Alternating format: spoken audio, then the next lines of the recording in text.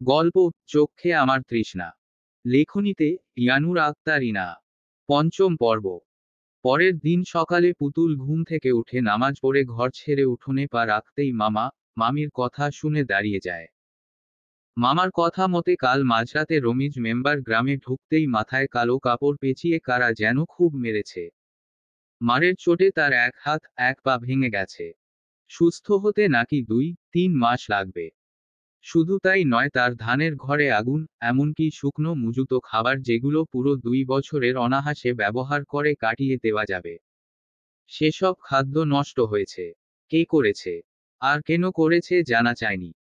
এইদিকে 2 বছর খাবার নষ্ট, এমনকি ধান আগুনে পোড়ায়। গ্রামে খাদ্য সংকট হবে। বিপদে আজ তারাই পড়েছে, যারা কয়েকদিন আগেই পুতুলকে আগুনে পুড়িয়ে মারতে চেয়েছিল।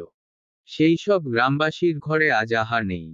গ্রামের লোকের সব রাসায়ন পুড়ে ছাই। কি হবে এখন?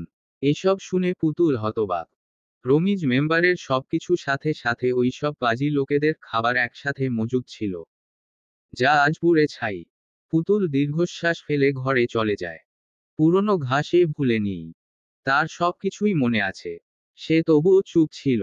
তার স্বপ্নটা একবার পূরণ হোক, তারপর বাকি সব দেখা যাবে। পুতুল নিজে তাদের শাস্তি দিতে চেয়েছে, অথচ আজ না চাইতেও তাদের কষ্ট দেখতে পাচ্ছে।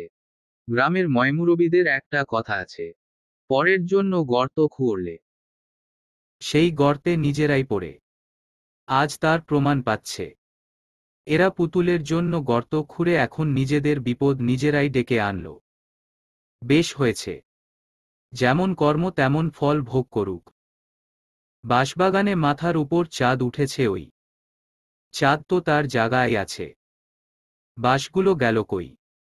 ওই অর্পণ ভাই, আপনাদের বাঁশগুলো কই? অর্পণ ডান দিকে তাকাতেই মিলন সাজু তার দেখাদেখি ঘুরে তাকিয়ে হা হয়ে গেল। কাঁচা কবজির বাঁশগুলো একটাও আস্ত নেই। সবগুলো ভেঙে টুকরো টুকরো হয়ে পড়ে আছে। কি শালা সাহেব চাঁদ তার জায়গায় ছিল। বাঁশগুলো ঠাই রমিজ মেম্বারের শরীরে। এবার ঠিক আছে না? এমন শিক্ষা দিয়েছি না, দ্বিতীয়বার কোনো মেয়ের গায়ে কলঙ্ক দাগ লাগানোর সাহস করবে না। ওর সাহসটা কত বড়! ওহকার কলিজা হাত দিয়েছে, সেটা আস্তে আস্তে টের পাবে।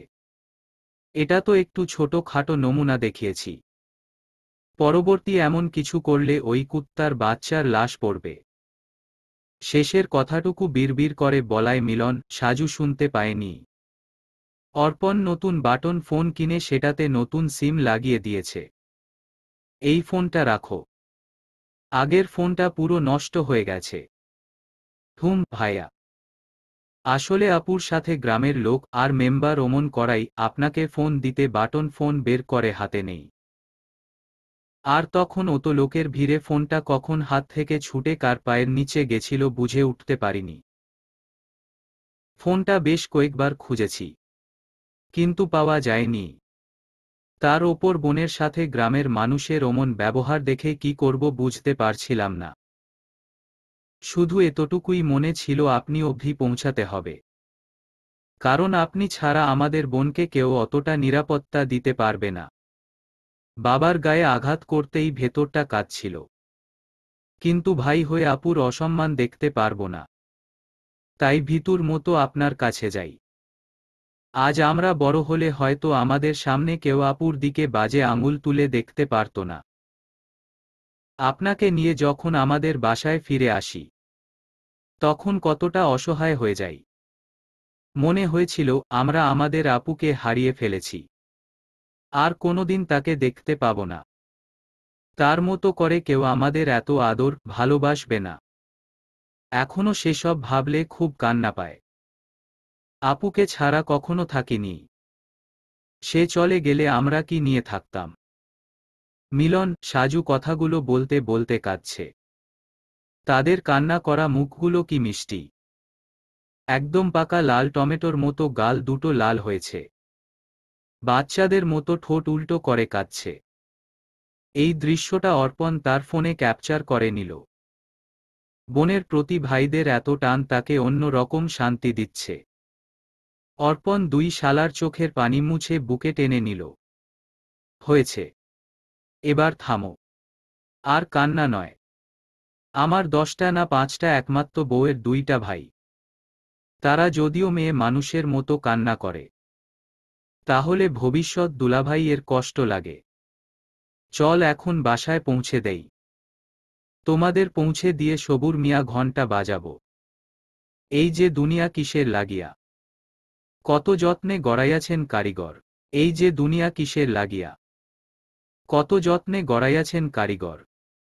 এই যে দুনিয়া ছায়াবাজি পুতুল রূপে বানাইয়া মানুষ, যেমনে নাচাও তেমনেই নাচি। পুতুলের কি দোষ, যেমনে নাচাও তেমনই নাচি, যেমনে নাচাও তেমনে নাচি। তুমি খাওয়াইলে আমি খাই, আল্লাহ তুমি খাওয়াইলে আমি খাই। এই যে দুনিয়া কিসের লাগিয়া, এত যত্নে গড়াইয়াছেন কারিগর। এই যে দুনিয়া।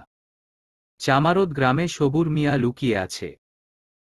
কাশেম মাজারের সামনে দিয়ে 5 কদম হাঁটতেই যাত্রাপালার মঞ্চ দেখা যায়। সেখানে বসে যাত্রা দেখছে সবুর মিয়া। অর্পণ যাত্রাপালা ঢুকার আগেই রুমাল দিয়ে মুখ বেঁধে নিয়ে সামনে এগিয়ে যায়। বলছিলাম কি ভাই, সিগারেট হবে? অপরিচিত কারো কণ্ঠ শুনে সবুর মিয়া পাশে তাকিয়ে বলল, তুমি মিয়া ক্যাডা? তোমারে তো চিনলাম না। গ্রামে নতুন নাকি? হুম, এখানে নতুন। তা আপনি কি এই গায়ের? না, যাত্রা দেখতে মধুপুর থেকে আসছি। আমার গ্রাম রোহিতপুর। ওহ, বাহিরে চলুন। কেন? বাহিরে যাব কেন? আরে চলুন তো, একটা জিনিস দেখাবো। জিনিস? কি জিনিস? আছে, থাকুক পরে যামু। যাত্রা দেইখালই। অর্পণের কথায় সবুর লড়তে নারাজ, কিন্তু অর্পণ তার কথায় কানে না নিয়ে টেনে ধরে নিয়ে গেল। ততক্ষণে মঞ্চের গান শেষের পথে। বিদেশে পড়তে গিয়েছিল তালুকদার বাড়ির ছোট মেয়ে তন্নি তালুকদার।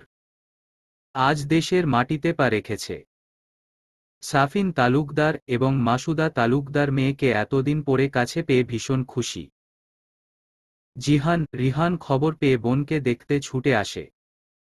রাবেয়া হাসপাতালে। এইদিকে অসীম তালুকদারের কাজ পড়ে যাওয়া গ্রামের বাহিরে আছে। সবার সাথে দেখে করে নিজের রুমে না গিয়ে অর্পণের রুমের দরজায় নক করল। কিন্তু ভিতর থেকে কোনো সাড়াশব্দ না পেয়ে দরজা খুলে ভিতরে উকিঝুঁকি মারতে লাগল। কিন্তু তার পছন্দের মানুষটি নেই। তাকে না পেয়ে মনটা খারাপ হয়ে গেল। ঘুরে ঘুরে রুমটা দেখতে দেখতে বেডের পাশে দেয়ালে বড় করে অর্পণের ছবি দেওয়া। সেটা দেখে তন্নি খুশি হয়ে গেল। হাত দিয়ে তার ছবিটি ছুঁয়ে ডাকল, ভাইয়া, আমি এসে গেছি। এবার তোমাকে আমার মনের কথাটা বলে দিব। বাংলাদেশে এসে তোমাকে আগে খুঁজেছি, কিন্তু তুমি এয়ারপোর্টে রিসিভ করতে গেলে না। তুমি না যাওয়া মন খারাপ হয়েছিল। কি এত সারাদিন কাজ কর যে আমাকে আনতে যাওয়ার সময় হলো না। কিন্তু এখন আমি যেহেতু এসে গেছি তখন কোনো দূরত্ব আর থাকবে না। এইদিকে পুতুল নিজের হাতের কাপড়ে ব্লক প্রিন্ট তুলছে। একটা জামাতেই অনেকটা পরিশ্রম যাচ্ছে। এইদিকে নতুন ভার্সিটিতে অ্যাডমিশন নিতে হবে। মামা বই এনে দিবে। পড়াশোনা করতে তার খুব ভালো লাগে। পাশাপাশি রান্না করাটা সে ভালোবেসে পরিবারের জন্য করে। আজও করেছে গিলা, কলিজা, ভুনা আর কর্ক মুরগির চামড়া ডাল দিয়ে চচ্চড়ি। তরকারির মাখা মাখা হওয়া আলাদা সুন্দর হয়েছে। পুতুলের গিলা, কলিজা খুব পছন্দের ছিল। এখনো আছে। কিন্তু ছোট 2 ভাই গিলা, কলিজা খুব পছন্দ করে। তাই ভাইদের জন্য সে এসব নিজের পাতে এখন আর নেয় না। ওদের জন্য আলাদা তুলে রাখে। সে সামান্য ঝোল দিয়ে তৃপ্তির করে ভাত খেতে পারে। আগে কষ্ট হলেও এখন অভ্যাস হয়ে গেছে। ভাইরা খেয়ে খুশি হলেই সে খুব খুশি হয়। এইদিকে আজ বোনের করা রান্না চুরি করে অর্পণের জন্য আলাদা করে তরকারি বাটিতে তুলে বাগান সাইডে নিয়ে দিয়ে আসে। ভালোবাসার মানুষটির রান্না দেখে যত খুশি হয়েছিল, তরকারি দেখে তার হাওয়া ফুস। সে এর আগে এমন তরকারি খায়নি। এসব কলিজা, গিলা, মোটা চামড়া তার ইহকালে পছন্দ নয়। কিন্তু প্রিয় মানুষটি যত্ন করে রান্না করছে, তাই ডান হাতটা ধুয়ে অল্প একটু মুখে নিল। মুখে দিতেই অর্পণ বুঝতে পারল রান্নাটা খারাপ নয়, খেতে ভালোই লাগছে। মিলন লাল চালের ভাত আর তরকারি দিয়ে খেতে বলল। মোটা মোটা লাল চালের ভাত দেখে অবস্থা খারাপ। এমন চাল এই প্রথম দেখছে। তবুও দ্বিধাগ্রস্ত হয়ে এক লোকমা ভাত তরকারির সাথে মিক্সি করে মুখে দিতেই মোটা লাল চালের ভাত তার গলা দিয়ে নামাতে কষ্ট হচ্ছে। বাড়ির আদরের ছেলে চিকন চালের ভাত একটু নরম হলে খেতে পারত না। আজ সেই ছেলে মোটা চালের লাল ভাত গিলছে। সত্যি অদ্ভুত। পিঁড়িতে কাঁঠালের আঠা লাগলে পড়ে ছাড়ে না। তালুকদার বাড়িতে অর্পণ ফিরেছে সন্ধ্যা 7টায়। নিজের ঘরে দাঁড়িয়ে শার্টের বোতামগুলো একটা একটা করে খুলতে নিলেই পিছনে থেকে দুটো অচেনা হাত পেঁচিয়ে ধরেছে। অর্পণ কপালে ভাঁজ ফেলে গা থেকে অচেনা হাত দুটো ছাড়িয়ে নিয়ে ঘুরে তাকায়। কে? তন্নি। হ্যাঁ, আমি। কেমন আছো তুমি? ভালো। কিন্তু তোর কথা শুনে মনে হচ্ছে আমি তোর সমবয়সী। সম্পর্কে আমি তোর বড় হই। তাই সম্মান দিয়ে কথা বল। তোমাকে সম্মান দিতে আমার বয়ে গেছে। শুনো না, তোমার সাথে আমার কিছু কথা ছিল। শোনার মতো হলে অবশ্যই শুনব, কিন্তু উল্টোপাল্টা বলে খবর আছে। কি বলবি বল। আর বলেই কেটে পড়। বলছি, তন্নি নিজের নার্ভাস কাটিয়ে মুখে মিষ্টি হাসি ফুটিয়ে বলল। আমি? আমি? তারপর কি? মানে আসলে আমি না ভালোবাসি। তন্নির কথা শুনে অর্পণ বিরক্ত হয়ে ধমক দিয়ে বলল। ইয়ার কি হচ্ছে? হ্যাঁ, সেই কখন থেকে মানে আমি ভালোবাসি এসব কি? আমি তোর বড় হই, আর তুই ভালোবাসার কথা আমাকে বলতে এসেছিস? থাপ্পড়িয়ে গাল লাল করে দিব। বেয়াদব! যা নিজের রুমে যা। যা বলছি। অর্পণের ধমকে তন্নি ঘাবড়ে গেল। মন খারাপ করে নিজের ঘরের দিকে গাল ফুলিয়ে চলে গেল। এইদিকে অর্পণের মেজাজ খিটখিটে হয়ে গেল। যাকে ভালোবাসি সে বুঝতে চায় না আমায়। আরেকজন আসছে নিজের ভালোবাসা নিয়ে। যত সব ফাউল। গায়ের শার্ট টেনে খুলে নিচে ফেলে ওয়াশরুমে চলে গেল। এখন মাথা ঠান্ডা করা প্রয়োজন। মাথা ঠান্ডা না হলে নেক্সট মিটিংয়ের জন্য প্রস্তুত হতে পারবে না। ঝর্ণা ছাড়তে মাথায় পানি পড়তে লাগল। চোখে মুখে পানি পড়তেই চোখ বুঝে নিতেই পুতুলের মুখটা ভেসে ওঠে। গোসল শেষ করে নিচে নেমে আসে। কফিতে চুমুক বসিয়ে সোফায় পা টান করে বসে। এর মধ্যে রাবেয়া ডিউটি শেষ করে বাসায় আসেন। ছেলের ভাবমূর্তি এত শক্ত দেখে মনে মনে বলেন, এর আবার কি হলো? ছেলের মাথায় হাত রাখতেই চোখ মেলে তাকায়। মা। কি হয়েছে? আমার বাপ আজ এত আপসেট কেন? কিছু হয়েছে? মায়ের হাতটা ধরে নিজের হাতের মুঠোয় নিয়ে চুমু বসিয়ে বলল, আমি একটা ভুল করেছি। কাউকে আঘাত করার আগে তার সত্যিটা জানো জরুরি ছিল। আমি ঠিক করিনি। রাবেয়া ছেলের গালে হাত রেখে বলল, কাকে আঘাত করেছো আব্বু? কি তার অপরাধ? তার অপরাধ সে কাউকে ভালোবেসেছে।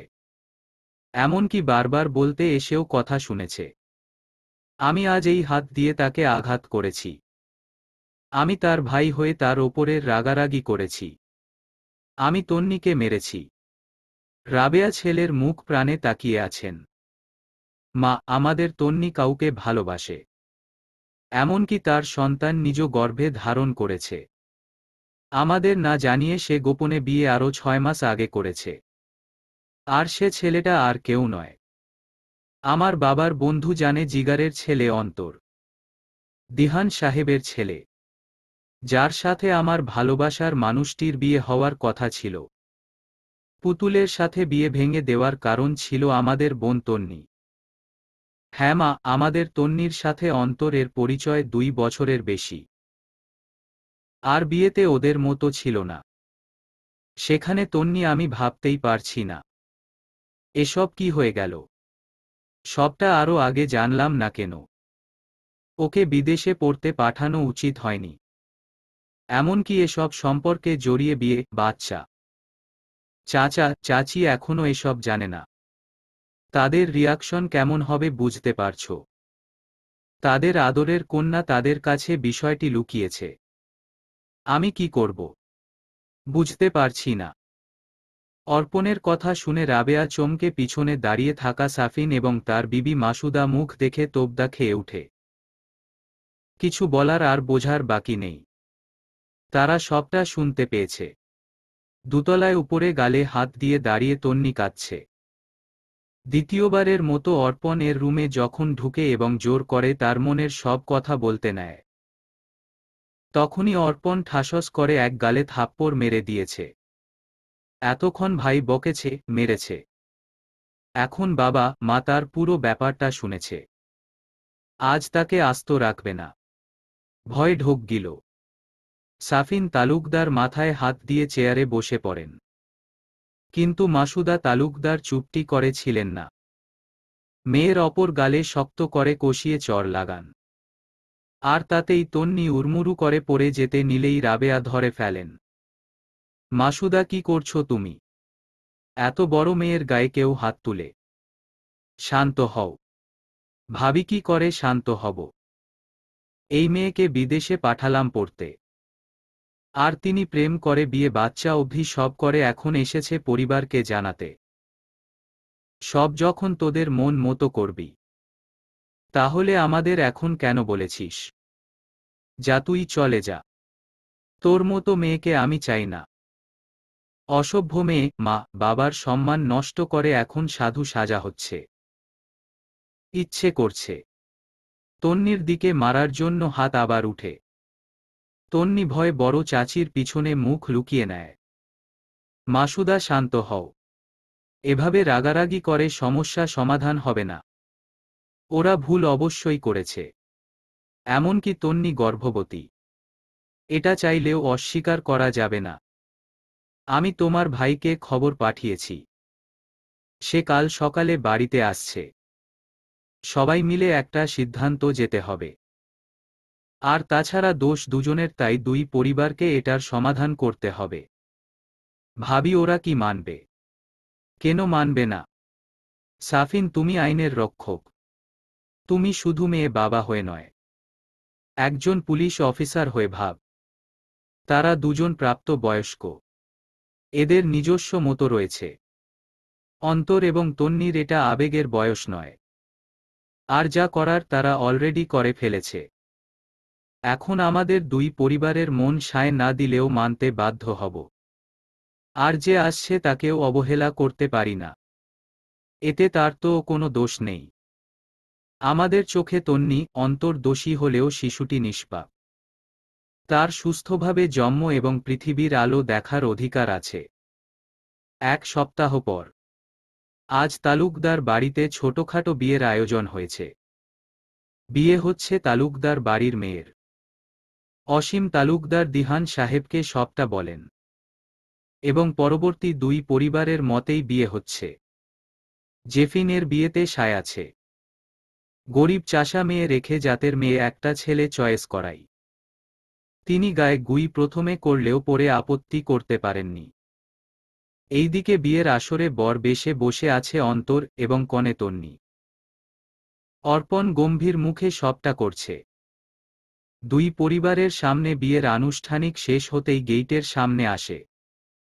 পুতুল আজ তালুকদার বাড়িতে পা রাখেনি। দূরে দাঁড়িয়ে বিয়ের সবটাই দেখল। ছেলে মেয়ে কবুল বলতেই সে কয়েক পলক তাকিয়ে চলে যেতে নিলেই অর্পণের সামনে পড়ে গেল। পুতুলকে দেখে অর্পণ পকেটে ফোন রেখে সামনে ঘুরে এলো। পুতুল, তুমি? পুতুলের চোখ দুটো গম্ভীর আর মুখ শক্ত। ঠোঁটে কোণে তাচ্ছিল্যের হাসি। এই হাসতেই বলে দিচ্ছে তার না হওয়া বর আজ তাদের গ্রামের মেয়েকে ঘরে তুলছে। অবশ্য কোটি টাকার সম্পত্তির মালিকের মেয়েকে বিয়ে অনায়াসে করা যায়, কিন্তু গরিবের মেয়েকে নয়। গ্রামের লোকের কথা শুনে প্রথমে বিশ্বাস না হলেও এখন নিজ চোখে দেখতে পাওয়া সেটা অস্বীকার করবে কি করে। অর্পণ তালুকদার তার বোনকে খুশিমনে বিয়ে দিচ্ছে। সবটা দেখতে পেয়ে পুতুল চুপচাপ গাড়িতে উঠে দুই ভাইকে নিয়ে বাড়িতে ফিরে গেল। এইদিকে অর্পণ কিছুটা হলেও বুঝতে পারছে, তাকে আবার ভুল বুঝল। গাছের সাথে হাতটা জোর আঘাত করে বলল, শিট শিট। হাত কেটে রক্ত পড়ছে। অর্পণের সেই দিকে খেয়াল নেই। বোনকে বিদায় দিতে দিতে অন্তরের পাঞ্জাবি গলাটা ঠিক করতে করতে বলল, আমাদের ফুটবল ভেবো না দুলামিয়া। আমরা মোটেও ফুটবল নই। তোমার কারণে যদি কোনোদিন আমার বোনের চোখ থেকে এক ফোঁটা পানি ঝরে, তাহলে সেই দিন বোঝাবো অর্পণ কি চিজ। এটাকে হুমকি ভাবো, কিংবা উপদেশ? স্বাধীন মেয়েকে হুড়মুড়িয়ে ঘরে ঢুকতে দেখে ও চুপ রইল। গ্রামের লোকের কথা তাহলে মিথ্যে নয়। তাদের সেই বরযাত্রী এখন তালুকদার বাড়ির মেয়ে জামাই। তারা বন্ধু থেকে আত্মীয়তে রূপান্তরিত হয়েছে। পুতুল নিজের মনকে শক্ত করতে বিছানার চাদর খামচে ধরেছে। নিজেকে স্বাভাবিক করতে সিদ্ধান্ত নিল এই গ্রামের মাটিতে সে আর থাকবে না। সে কাপড়ের ব্যাগ গুছিয়ে নিয়েছে। সকাল হতেই নিজ আসল গন্তব্যে চলে যাবে। শুধু মামাকে জানিয়েছে। সকালবেলা পুতুল ঢাকা কমলাপুর রেল স্টেশনের থেকে নেমে গেল। একটা সিটে ব্যাগটা রেখে তার পাশে নিজে বসে ভাবতে লাগল, এরপর শুরুটা কোথা থেকে করবে। চোখ বুঝতেই মামার কথাগুলো মনে করে এগিয়ে গেল সামনের দিকে, যেখানে তার ভবিষ্যৎ পড়ে আছে। এইদিকে অর্পণের রাতে ঘুম হয়নি। ভোর হতেই রুহিতপুর গ্রামে ছুটে আসে। আর আসতেই শুনতে পায় পুতুল এই গ্রাম কাল রাতেই ছেড়ে চলে গেছে। কিন্তু কোথায় যাবে? শহরে তার কে আছে? অর্পণ ঢাকায় বাইক নিয়ে ছুটে চলে। আষাঢ়ের বৃষ্টিতে তার পুরো শরীর ভিজে একাকার, সেই দিকে মন নেই। মুখে বিড়বিড় করছে পুতুল বলে। অপরদিকে পুতুল ঢাকা কমলাপুর রেল স্টেশনে বসে আছে। আষাঢ়ের বৃষ্টিতে সেও ভিজে একাকার। কিন্তু বৃষ্টিটা আজ তার গায়ে লাগছে না। সে অন্য চিন্তায় ব্যস্ত। অর্পণ নিজের লোকের মাধ্যমে জানতে পারে পুতুলের বর্তমান ঠিকানা। সেখানে পৌঁছে বাইক থেকে নেমে বগিতে এবং সব জায়গায় চেক করতে থাকে। আর অবশেষে ভালোবাসার মানুষটিকে পেয়ে যেতেই ঠোঁটের কোণে হাসি ফুটে। পুতুল চোখ মেলে তাকাতেই অর্পণকে সামনে দেখতে পায়। তাকে পাশ কাটিয়ে চলে যেতে নিলেই অর্পণ তার হাত ধরে ফেলে। পুতুল তার হাতটা ছাড়িয়ে নিতে হাত মুচড়ায়। কিন্তু আজ অর্পণ তাকে ছাড়ছে না। পুতুলের হাতটা শক্ত করে ধরেছে। অতিরিক্ত বৃষ্টির জন্য সবাই দূরে দাঁড়িয়ে আছে। আশেপাশে কিছুর দেখা মিলছে না। পুতুল মুখ ঘুরিয়ে সামনের রাস্তার প্রাণে তাকিয়ে। পালিয়ে যাচ্ছ? আমি তো জানি আমার আদুরিনী বউ পালিয়ে যেতে পারে না। সে আর 5টা মেয়ের মতো ভীতু ডিম নয়। সে সাহসী। সে লড়তে জানে। সে আমার আদুরনী। আমার ভালোবাসা। ইয়েস, আমি আমার সাহসী এই ধানীলঙ্কাকে ভালোবাসি। তাকে নিজের করে পেতে চাই। একটিবার শুধু মায়ে একটিবার বিশ্বাস করে আমার এই হাতটা শক্ত করে ধরে দেখো। কথা দিচ্ছি তুমি ঠকবে না। আমি আছি তোমার কাছে, তোমার ছায়া হয়ে, শুধুমাত্র তোমারই জন্য। কালো বোরকা ভিজে আছে। তার সাথে পুতুলের চোখের পানি। সুদর্শন পুরুষটি তার থেকে উঁচু হওয়া, তার কপালের চুইয়ে পানির ফোঁটাগুলো তার কালো বোরকা আবরণে মুখ বরাবর পড়ছে। পুতুল নিজের হাত ছাড়াতে না পেরে মাটিতে বসে পড়ে। অর্পণ তবুও পুতুলের হাতটি ছাড়ে না। বরং পুতুলের বরাবর বসে উল্টো ওপর হাতটির সাহায্য পুতুলের গালে হাত রাখে। প্লিজ চলে যেও না। আমি নিঃস্ব হয়ে যাব তুমি বিহীন। আমি তোমাকে ছাড়া একটা মুহূর্ত বাঁচতে পারবো না। Because I love you. I really love you so much. Arpan হঠাৎ এভাবে রাস্তার মধ্যে প্রপোজ করে বসবে পুতুল ভাবতেই পারেনি। যে মানুষটাকে নিয়ে তার ভাবার কিংবা সময় দেওয়ার ইচ্ছে নেই, সে না চাইতেও তার সাথে কেন জুড়ে যাচ্ছে? সে এসব চায় না। সে তার স্বপ্ন নিয়ে খুশি ছিল। আজ কেন এরকম হলো? এসব হওয়াটা কি খুব প্রয়োজন ছিল? পুতুল নিজের চোখের পানি আড়াল করার চেষ্টা করে, কিন্তু আড়াল করতে পারে না। অর্পণের চোখ দুটো তার চোখের মায়া আটকে যায়। অর্পণের থেকে দূরে যেতে চাইলে আজ দূরে যাওয়ার সাহস কেন হয় না? মনে মধ্যে কষ্টের ঢেউ, মা বাবার বিচ্ছেদ এবং নিজের বিয়ে ভাঙ্গা এসব তাকে আরো কঠিন হতে বাধ্য করে। বারবার মনে হয়, আমিও আমার মায়ের পথে চলছি, যা আমার জন্য সুখকর নয়। তা বড়ই দুঃখের। পুতুল অর্পণের হাত থেকে পালাতে চায়। বেঞ্চ থেকে ব্যাগটা নিয়ে তাড়াহুড়ো করে হাঁটতে চেষ্টা করে, কিন্তু অর্পণ তার পিছু পিছু আসছে। পুতুলের পিছ আজ সে ছাড়বে না। তার ভালোবাসা আজকে তাকে এমপি সাহেব থেকে রাস্তার প্রেম ভিখারি করে ছাড়ল। প্রেয়সীকে পাওয়ার জন্য তার হৃদয়খানা আজ বড্ড ব্যাকুল।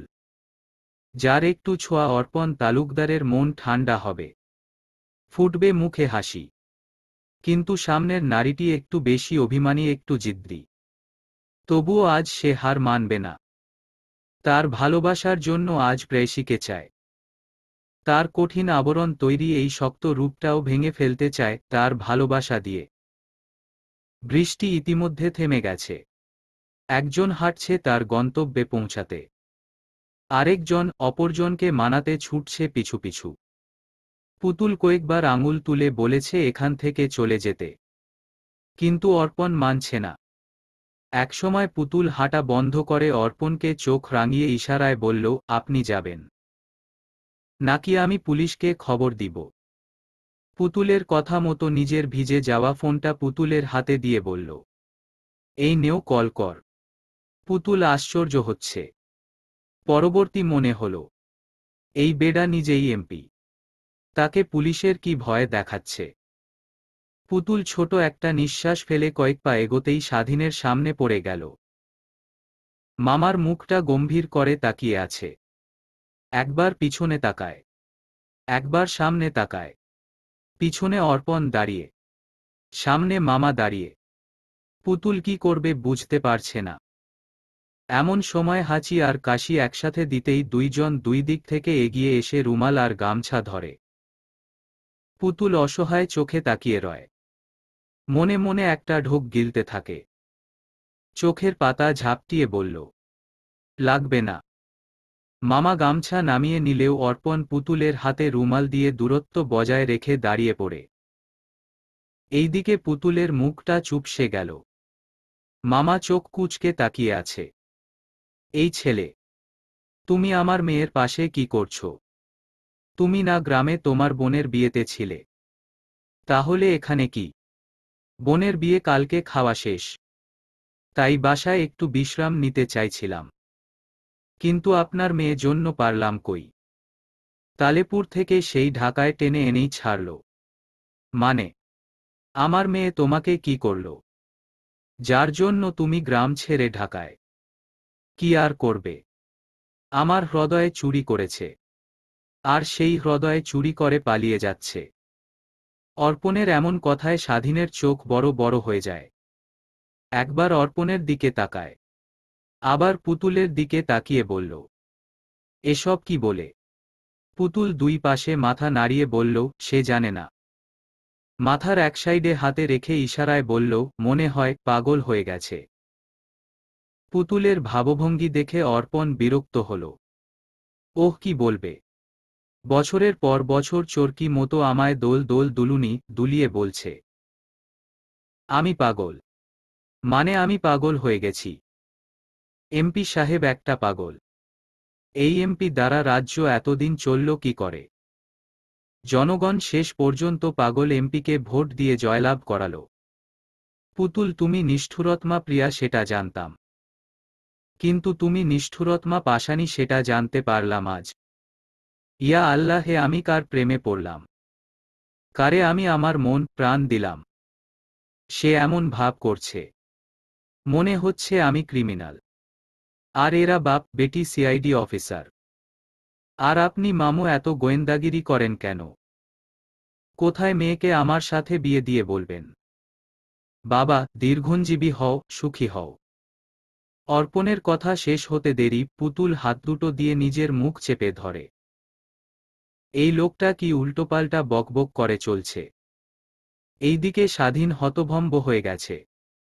অর্পণ বুকের কাছে দুই হাত ভাঁজ করে বলল, শুনন মামা মশাই, আমি জনাব অর্পণ তালুকদার আপনার কন্যা স্বরূপ ভাগ্নিকে বিবাহ করিতে প্রস্তুত। ছেলে হিসেবে মন্দ নই, লাখে আমি এক পিস। মেয়ে আপনার সুখেই থাকিবে, তাহার কোনো কষ্ট করিতে হইবে না। আমি তাহাকে রাজরানী করে রাখি। অর্পণের কথার কোনো জবাব না দিয়ে স্বাধীন পুতুলের হাত টেনে নিতে নিতে বলল, বাসায় চল।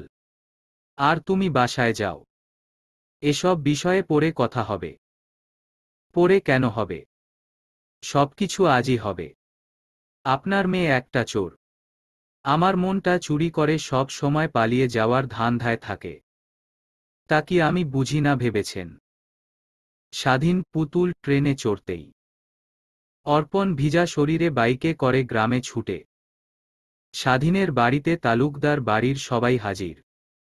অসীম তালুকদার ছেলের কাজে বিরক্ত হয়ে বসে আছেন, কিন্তু রাবেয়া খুশিতে বাকবাকুম। ছেলে বিয়ের জন্য আর অপেক্ষা করতে চায় না, তাই তো ফল, মিষ্ট, দই এবং কাজিকে সাথে করে নিয়ে আসছে।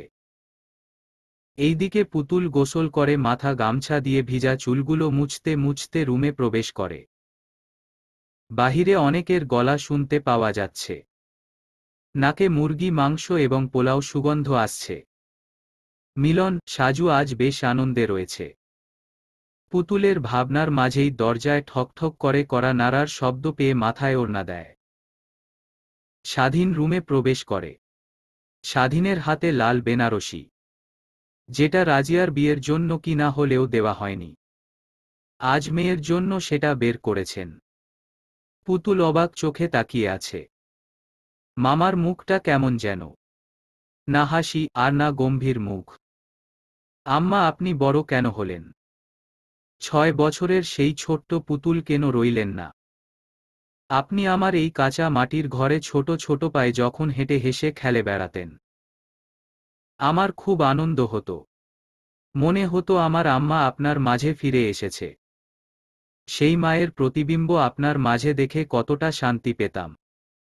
কতটা রাত আমি আরামে ঘুমিয়ে কাটিয়েছি তার হিসেব নেই। কিন্তু আজ আপনাকে এই 2 হাত দিয়ে বিদায় জানাতে কষ্ট হচ্ছে। আমি বোধহয় মেয়ের বাপ বলেই এই কষ্টটা পাচ্ছি। আমার আম্মার জন্য দোয়া রইল, সে যেন সুখী হয়। তার সুখেই আমার সুখ। স্বাধীন চোখের পানি মুছে বলল, তৈরি হয়ে নিন, আজ আপনার বিয়ে। বরপক্ষ চলে আসছে, ওরা আপনাকে নিতে এসেছে। আর আমি আজ সবটা জেনেই তাদের হাতে সহ ইচ্ছায় আপনাকে তুলে দিচ্ছি। আপনার ব্যাপারে কোনো কিছু লুকানো হয়নি, তারা সবটা জেনেই গ্রহণ করতে প্রস্তুত। স্বাধীন চলে যেতেই পুতুল ঠাসস করে বিছানা বসে পড়ে। কি হচ্ছে এসব? সব মাথার ওপর দিয়ে যাচ্ছে। রেনু পুতুলকে সুন্দর করে শাড়ি পরিয়ে আঁচল একটু বড় করে টেনে দিল। মাথায় কালো হিজাব পরিধান করিয়েছে। একেবারে কনে সাজিয়ে রূপান্ত করার চেষ্টা। এই কনের হাতে মেহেদি নেই, চুলগুলো হাত খোপা করে রাখা। চেহারায় সাজগোছের কোনো প্রসাদর্নি নেই। তার 2 হাতে ছেলে পক্ষ থেকে 2 জোড়া চিকন দামি চুড়ি। গলায় কোনো অলংকার নেই, নাকে ছোট নাকফুল। একদম ঘরোয়াভাবেই এবং ময়মুরুব্বি সামনেই খুরমা খেজুর দিয়ে বিয়েটা সম্পূর্ণ হয়েছে। পুতুল এখনো একটা ঘোরের মধ্যে আছে। মামা তার সাথে এটা কেন করল জানা নেই, তবে এর পিছনে বড় কারণ অবশ্যই রয়েছে। তা না হলে যে ছেলেকে 2 দিন আগেও সহ্য করতে পারত না, আজ তার সাথে বিয়ে দিল। আজ একটু আগেই সে অন্য কারো বউ হয়েছে। সে অর্পণ তালুকদারের বউ। বিশ্বাস করতে পারছে না। পুতুল নিজের ঘরে ছিল, দরজা বন্ধ হওয়ার শব্দে চোখ তুলতেই দেখে অর্পণ তালুকদারকে। পুতুলকে অবাক শেষ চূড়ায় উঠিয়ে পুতুলকে জড়িয়ে ধরে আনন্দে নাচতে লাগল। পুতুলের কপালে প্রথম চুমু বসিয়ে দিল। একটু আগে যখন আমি কবুল বলছিলাম, বিশ্বাস করো মনে হচ্ছিল আমি কল্পনা দেখছি। তুমি আমার বউ। এটা ভাবতেই কি যে আনন্দ লাগছে বউ। আমি খুশিতে পাগল হয়ে যাব। আজ অবশেষে তোমায় পেলাম। আমার ভালোবাসা, আমার প্রেয়সী আমার ঘরের ঘরণী হয়ে এলো। এতদিন তোমাকে দূর থেকে দেখেই আমার চোখের তৃষ্ণা মিটিয়েছি। আজ সামনে থেকে দেখতে পারবো। অর্পণ বকবকানি করছে। এইদিকে পুতুল নিজের সদ্য হওয়া স্বামীর রিয়াকশন দেখে মাথা ঘুরছে। প্রথমে চরকি মতো ঘুরানো এবং তারপর চুমু তার কপালে দিতেই পুতুল বেহুশ হয়ে তার বক্ষে জুড়ে পড়ে আছে। অর্পণ যখন বুঝতে পারল, তার আনন্দ হাওয়া ফুস। বউকে খাটে শুইয়ে হাত পাকা দিয়ে বাতাস করতে লাগল। হায় আল্লাহ, আমার চুমুতে এত পাওয়ার যে বিয়ের প্রথম দিনই বউ বেহুশ। পুতুল অজ্ঞান হয়ে বিছানায় পড়ে আছে।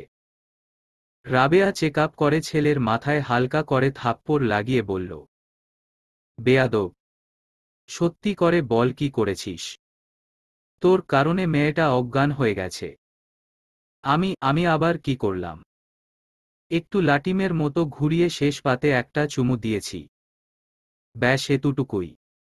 তোর এতটুকুই তার জন্য ভারী পড়ে গেছে। বিয়ে হতে দেরি, বউকে ঝাটকা দিতে দেরি নেই। বারে বউ আমার, আমি একটু আদর দিতেই পারি। এতে এত শক্তের কি হলো?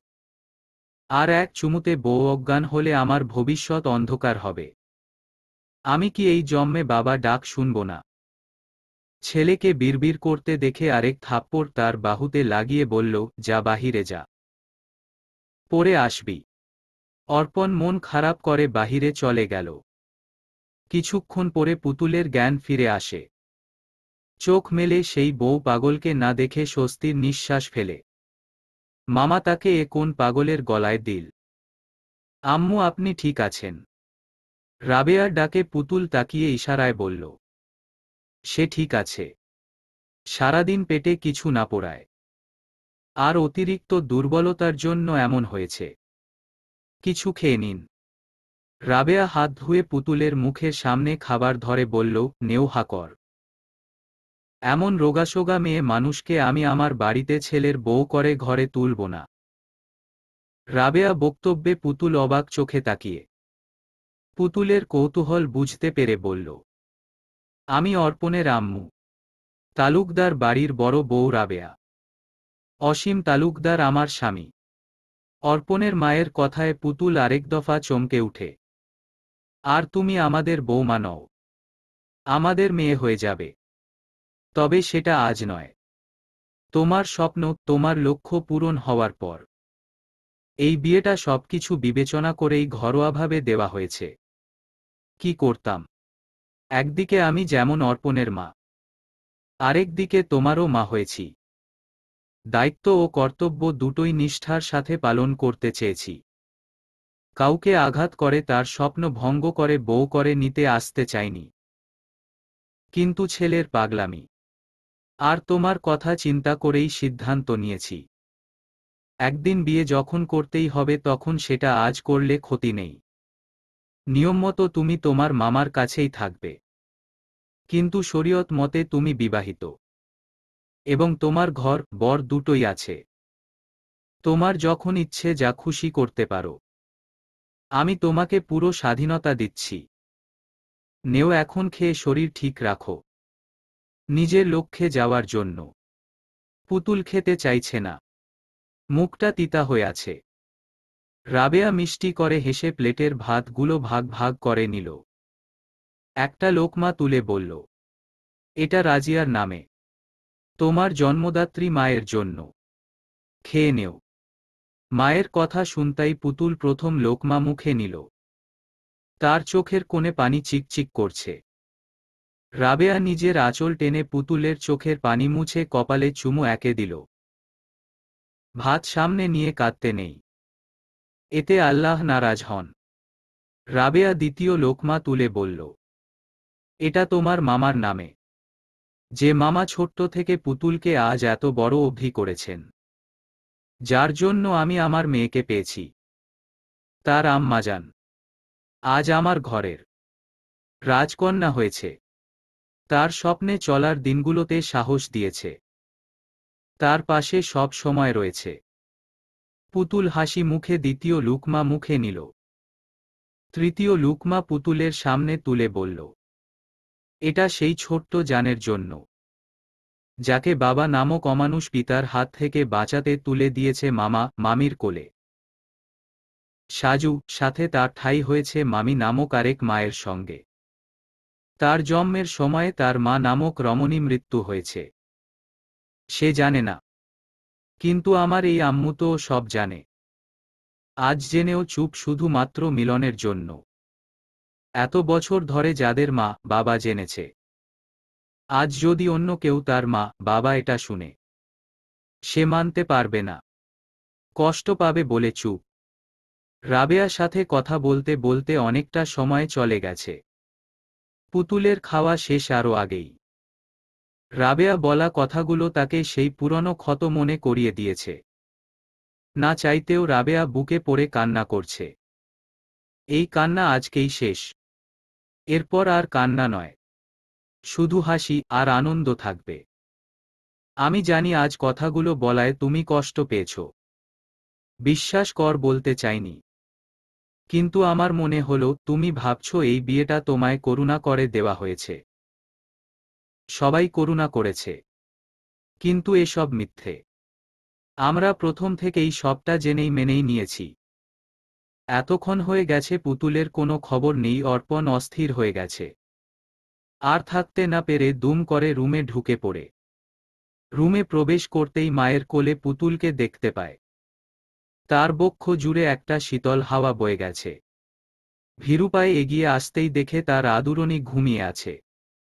মায়ের কোলে নিজের বউকে এভাবে পরম মমতাময় কোলে ঠাঁই পেতে দেখে নিজেরও লোভ লাগছে। মায়ের অপর পাশে বসে গালে হাত দিয়ে তাকিয়ে রয়। এভাবে তাকিয়ে থাকতে থাকতে সেও ঘুমিয়ে পড়ে। বোনের বিয়ের 2 রাত জাগ্রত ছিল, কিন্তু আজ সব কিছুর সমাধান হয়েছে। তার আদুরণী, তার অর্ধাঙ্গিনী তার হয়ে গেছে। একে অপরের সঙ্গে বাধা পড়েছে বিবাহ নামক মিষ্টি সম্পর্কে, যেখানে হালাল করে প্রিয়তমাকে পাওয়া হয়েছে। এই স্বামী স্ত্রী মিষ্টি সম্পর্ক সত্যি সুন্দর।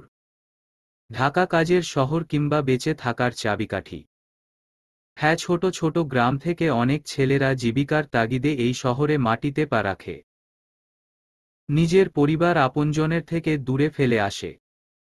তারা সকাল 7টার মধ্যে কাজের জন্য বের হয়, আর ব্যাচেলার রুমে ফিরে রাত 9টা কিংবা 10টায়। আবার কখনো কখনো নাইট ডিউটি করে কিছু বাড়তি অর্থর আশায়। এই দুনিয়ায় টাকা যার কাছে আছে, সে মূল্য আর কদর বেশি হয়। যার পকেটে টাকা নেই, তার মূল্য নেই, কারণ সবাই জানে সে ফকির। আজ পুতুল এই শহরে মামাকে ছাড়া প্রথমবার পা রাখছে। তার পাশে রয়েছে অর্পণ তালুকদার। তার হাতের মুঠোয় নিজের ছোট্ট হাতটা শক্ত ধরে রাখা। মনে হচ্ছে সে হাত ছাড়লেই পুতুল হারিয়ে যাবে। সে নিজের প্রিয়তমাকে আগলেই রেখেছে, এমনকি তার স্বপ্ন পূরণ করতে সব কাগজপত্র তৈরি করে বলল সই করতে। পুতুল পুরো কাগজটা পড়ে সই করে দিল। আজ তার মেডিকেল কলেজের প্রথম দিন। সবকিছু আলহামদুলিল্লাহ ভালো হচ্ছে। নিজের স্বপ্নটা এত কাছেই সে ছুটেছে। পুতুল চোখের পাতা বন্ধ করতেই চোখের সামনে ভেসে ওঠে কাল রাতের দৃশ্যটি। মামা তাকে মেডিকেলে ভর্তি করতে নিজের শেষ সম্বলটুকু বিক্রি করতে গঞ্জে যায়। সেই খবর অর্পণের কানে আসে। সে কিছুতেই শেষ অবলম্বন তাদের চাষের জমিটুকু বিক্রি করতে দেয়নি। সে নিজের বিবি ভরণপোষণের দায়িত্ব নিতে জানে। তাই বিয়ে যখন হয়েছে, এখন পুতুল মানুক কিংবা না মানুক, অর্পণ তালুকদার তার স্বামী। তাই শরীয়ত মতে সে নিজের স্ত্রী দায়িত্ব নিবে। স্বাধীন প্রথমে দ্বিধা করলেও অর্পণের বুঝে তাকে থামতেই হয়। স্বাধীন বলল, বউয়ের সব দায়িত্ব যখন তুমি নিয়েছ, তাহলে তাকে নিরাপত্তার দায়িত্ব তোমার। কালকে তুমি নিজে মেডিকেল কলেজে ভর্তি করাবে। স্বাধীনের কথায় অর্পণ সায় দেয়। আর আজ তারা ঢাকায়। সবকিছু সম্পূর্ণ হতেই পুতুলকে নিয়ে নিজবাস ভবনে উঠে। একটা 3 কামরার রুম, অ্যাডজাস্ট বাথরুম, গোসলখানা, রান্নাঘর আলাদা। এই রুমগুলো তাদের বাড়ির 3 রুমের এক রুমের সমান। এত বড় বাড়িতে এই লোকটা একা থাকত। পুতুল সবকিছু নিজের হাত দিয়ে ছুঁয়ে দেখতে লাগল। কিচেন রুমে এসে পুতুল অবাক। কি সুন্দর পরিষ্কার পরিচ্ছন্ন। অর্পণ ফ্রেশ হয়ে এসে বলল, তুমি এখানে কি করছো? খিদে পেয়েছে? আচ্ছা তুমি ফ্রেশ হও, আমি রান্না বসিয়ে দিচ্ছি। পুতুলকে যেতে বলে অর্পণ ফ্রিজ থেকে মাংস বের করে ভিজিয়ে নিল। গ্যাস চালু করে ডাল বসিয়ে দিল। অপর চুলায় ভাত বসানোর জন্য পানি ফুটিয়ে চাল ধুয়ে দিল। এইদিকে পুতুলের মুখটা হা হয়ে গেছে। এই বান্দা রান্না করতে জানে। সবকিছু এত নিখুঁতভাবে কিভাবে করছে? পুতুল চোখ দুটো চুলকে আবার তাকিয়ে রয়। অর্পণ ছুরির সাহায্যে পেঁয়াজ কুচি করছে, টমেটো কাটছে, মরিচ আলু কাটছে। পুতুল বটি দিয়ে কাটাকাটি করলেও ছুরির সাহায্যে কখনো করেনি। আজ স্বামী রূপে এই মানুষকে দেখে হতভম্ব হচ্ছে। এই লোকটা ছোটবেলায় নাকি বাদর ছিল। তার মায়ের মুখে শোনা বাণী। পুরো গ্রামের মানুষকে জ্বালিয়ে মারত। কারো গাছের ফল তো কারো মুরগি, কবুতর, ছাগল চুরি করত। তার হাত থেকে কিছুই রেহাই পেত না। অবশ্য তাদের বাড়িতে গিয়েও রানীকে চুরি করে। আর সেই দিন সে রাগে তার জুতা ছুঁড়ে মেরেছিল। তখন কি জানতাম, এই লোকটা ভবিষ্যতে আমার জামাই হবে। আবার পড়াশোনা করেছে, রাজনীতি করছে। তাহলে এসব রান্নাবান্না ঘরের কাজ কবে শিখল? অর্পণ নিজের কাজের মাঝে একবার ঘুরে পিছনে তাকায়। তুমি এখনো দাঁড়িয়ে কেন? যাও ফ্রেশ হও। পুতুল মাথা নাড়িয়ে বলল, যাচ্ছি। যেতে যেতে আরেকবার ঘুরে তাকিয়ে গেল। জীবনে কি পাব না, ভুলেছি সে ভাবনা। সামনে যা দেখি জানি না সে কি আসল কি নকল সোনা। মিলন, আসতে চল। সামনে লাল গরু দাঁড়িয়ে আছে। মনে হয় তোর গান পছন্দ হয়েছে। দেখ কেমন করে তাকিয়ে আছে। কি বলিস, সত্যি নাকি? মিলন গান বন্ধ করে লাল গরুর সামনে দাঁড়িয়ে বলল, এই যে লালটু মিয়া, আরে আরে চাও কেন? আমি তোমার গার্লফ্রেন্ড নই, বুঝলে? মিলনের কথায় গরু কিছু বুঝুক বা না বুঝুক, হাম্বা বলে লেজ নাড়াতে লাগল। হুহ, ছি কি গন্ধ! ওই দুর্গন্ধ আসে কোথা থেকে? সামনে দিকে তাকা, তোর লালটু মিয়া কাম সারতাছে। মিলন তাকাতে দেখে গরু মলমূত্র ত্যাগ করছে। ওরে শালা, এই খাটরাজ গরু, তোর শরম করে না? আমার সামনে পটি করিস? ছি গিলুহীন গরু, মাথাটা মোটা কোথাকার, মাথায় নাই বুদ্ধি। দেখ আমার সামনে কি করল। ওরে তোর শরম নাই? আমার তো শরম আছে। তোরে আদর করে ডাকলাম লালটু মিয়া, আর তুই আমারে বেইজ্জতি করে ছাড়লি। যা সর, তোর মুখ আমি দেখব না। সাজু চল, চলে যাই। সাজুকে কোনো কথা বলতে না দিয়ে হাত ধরে টানতে টানতে চলে যাচ্ছে। এমন সময় গরু হাম্বা হাম্বা করতে করতে মিলনের পিছনে রশি ছুটিয়ে দৌড়ে আসতে থাকে। সাজু চিৎকার করে বলল, মিলন পালা, গরু গুথা দিতে আসছে। সাজুর কথায় দেখার সময় কই, সে লুঙ্গি কাছা মেরে দৌড় দিতে লাগল। পিঁয়াজ ক্ষেত, মরিচ ক্ষেত, তালগাছের মাঠ ছেড়ে নদীতে লাফিয়ে পড়ে। পানির নিচে 40 সেকেন্ড থেকেই পানির ওপর ভেসে ওঠে। গরুর দেখা না পেয়ে স্তুতির নিঃশ্বাস ফেলে উপরে উঠতেই মাথায় হাত। তার লুঙ্গি কই গেল? এমন অলিম্পিক দৌড়ে আসছে, বেচারার লুঙ্গি কখন খুলে পড়ছে বুঝতে পারে নাই। এখন উপায়, সে বাসায় ফিরবে কি করে? এইদিকে সাজু মিলনকে খুঁজে ফিরছে। কোথায় যে গেল? খবর নেই। তোমার নিয়ত যদি ঠিক থাকে একদিন তোমার লক্ষ্য অবধি পৌঁছাতে তুমি পারবে। সে যতই বাধা বিপদ আসুক না কেন। পুতুল মনোযোগ দিয়ে মেডিকেল কলেজে পড়ছে। সময় যতই গড়িয়ে যাচ্ছে ততই তার স্বপ্ন আশার হাতছানি পাচ্ছে। পুতুলের নিরাপত্তা, পুতুলের সব দায়িত্ব এখন তার স্বামী অর্পণ তালুকদারের। বউ খোঁজ খবরের পাশাপাশি সে নিজের রাজনীতি নিয়ে খুব ব্যস্ত সময় পার করছে। পুতুলকে তেমন সময় দিতে পারে না। তারা নিজেদের ক্যারিয়ারে ফোকাস করছে। বাকি দুনিয়া যত যাই হোক সেসব দেখার সময় তাদের নেই।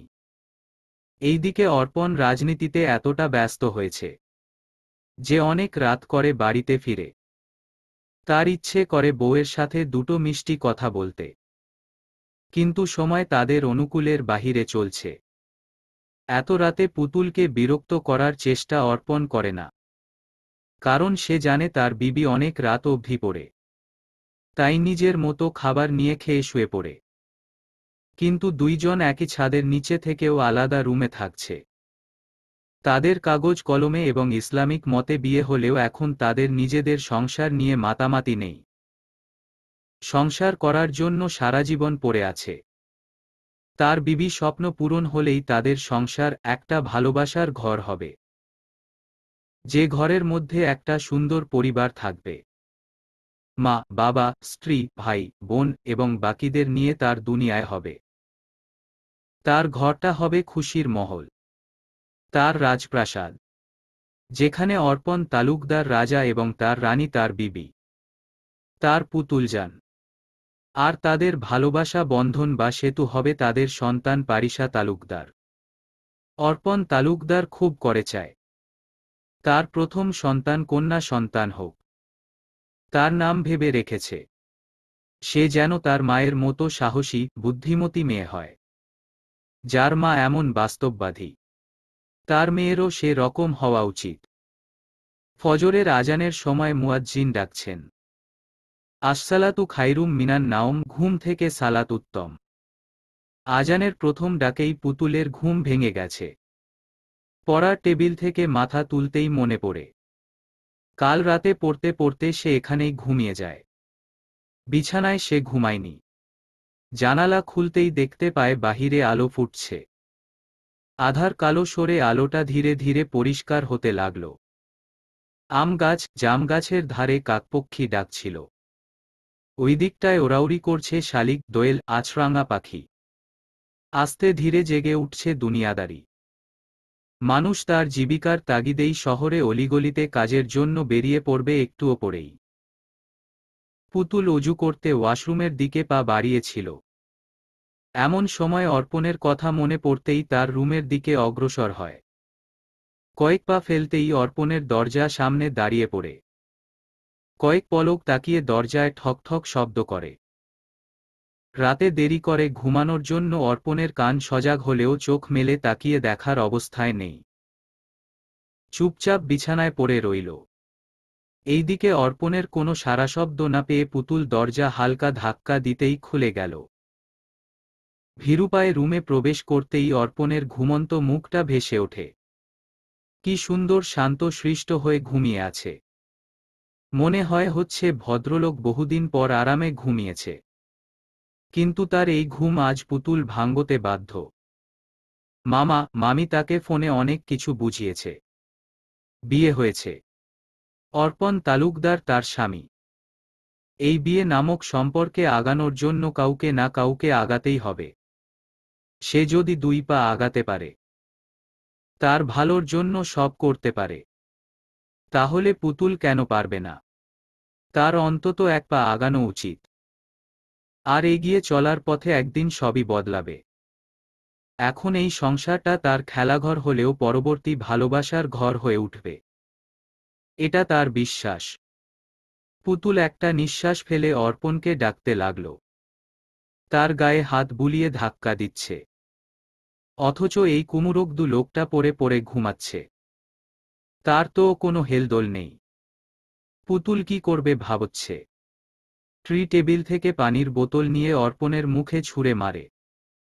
হঠাৎ চোখে মুখে পানি পড়ায় অর্পণের মুখটা কুঁচকে গেল। বিড়বিড় করে কি যেন বলতে লাগল। পুতুল নিচু হয়ে কান পাততেই অর্পণ তালুকদার তাকে পেঁচিয়ে ধরে কম্বলের নিচে টেনে নিল। পুতুল হতভম্ব। নিজের হুঁশ হতেই অর্পণের থেকে পালাতে চাইল, কিন্তু অর্পণ তালুকদার আজ তাকে ছাড়ছে না। পুতুলের শরীর তরতরিয়ে কাঁপছে। এ কেমন নতুন অদ্ভুত অনুভূতি। পুতুল ঢোক গিল। নিজেকে ছাড়াতে অর্পণের পেটে জোরে চিমটি কাটে। এত জোরে কাটছে। অর্পণ ঘুম থেকে লাফিয়ে উঠে পেট ধরে তার বিবির দিকে তাকিয়ে রয়। এইদিকে অর্পণের কৃতি কল্পাপে পুতুল হেসে উঠে। পুতুলকে হাসতে দেখে অর্পণ হা করে তাকিয়ে আছে। মুগ্ধ হয়ে নিজের প্রিয়তমাকে দেখছে। এই দেখায় আলাদা সুখ হচ্ছে। এক অন্য রকম শান্তি পাচ্ছে। বুকের ভেতর ছোট্ট হাতটা ধুকপুক করছে। পুতুলকে অবাক করে দিয়ে অর্পণ পুতুলের কপালে ভালোবাসার পরশ এঁকে দিল। সময় নষ্ট করে দৌড়ে ওয়াশরুমে ছুটে গেল। আর পুতুল হা হয়ে স্বামীর পালিয়ে যাওয়া দেখল। ফজরের নামাজ পড়তে দাঁড়িয়েছে। অর্পণ আগে, পুতুল পিছনে। ফজরের 4 রাকাত সালাত আদায় করে নিচ্ছে। প্রথমে 2 রাকাত সুন্নত এবং 2 রাকাত ফরজ। পাখি ডাকা ভোরে কিছুটা আধার থাকতেই এই নামাজ পড়া অর্থাৎ সকালের আভা ছড়িয়ে পড়ার আগেই এই নামাজ আদায় করে নেওয়া ভালো। আজ দেরি হওয়া মসজিদে নামাজ পড়তে যেতে পারিনি। অবশ্য এই বিয়ের 1 মাস হওয়া পর তার এই দিকটা পরিবর্তন হয়েছে। আগে নামাজের প্রতি টান ছিল কম। এখন বউয়ের ছোঁয়া তার ঘর এবং দুটোই কন্ট্রোলে আসছে। আজ বাড়িতেই তার প্রিয়তমাকে সাথে নিয়ে নামাজ আদায় করল। পুতুলের মাথায় সাদা ওড়না 3 পেচ দিয়ে রাখা। সকালের সূর্যের আলোয় বেকনিতে দাঁড়িয়ে আছে। এমন সময় অর্পণ গরম ধোয়া ওঠা চায়ের কাপ নিয়ে আসে। পুতুল মাথা নাড়িয়ে বলল, এত সকালে সে চা খাবে না। কিন্তু অর্পণ জোর করে দেওয়ায় বাধ্য হয়ে নিল। এক চুমুক মুখে দিতেই মনটা সতেজে ভরে গেল।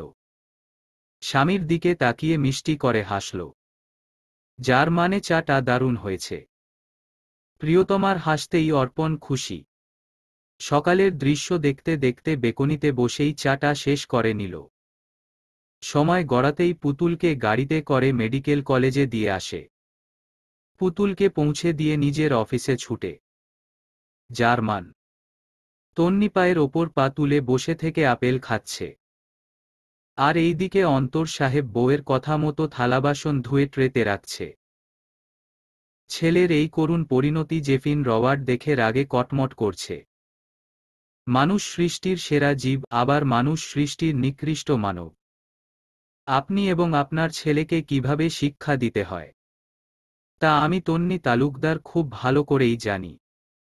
আপনি আর আপনার আদরের ছেলে কি ভেবেছিলেন আমাকে ধোঁকা দিবেন আর আমি চুপচাপ মেনে নেব? হুহু, আপনি ভুল জায়গায় হাত দিয়েছেন। আমার পরিবার কিংবা আমি অন্যায়ের সাথে আপোষস বিন্দু মাত্র করব না। প্রথমে এই প্রেম পাগলামি 1.5 বছর ধরে করবে। আমাকে বশে আনবে। তারপর অন্য কাউকে বিয়ে করতে চাইবে। এতটা বোকা নই আমি। সবটা জানতাম এবং খোঁজ নিয়ে এতটুকু বুঝতে পেরেছি আপনি আর আপনার ছেলে কতটুকু ভালো।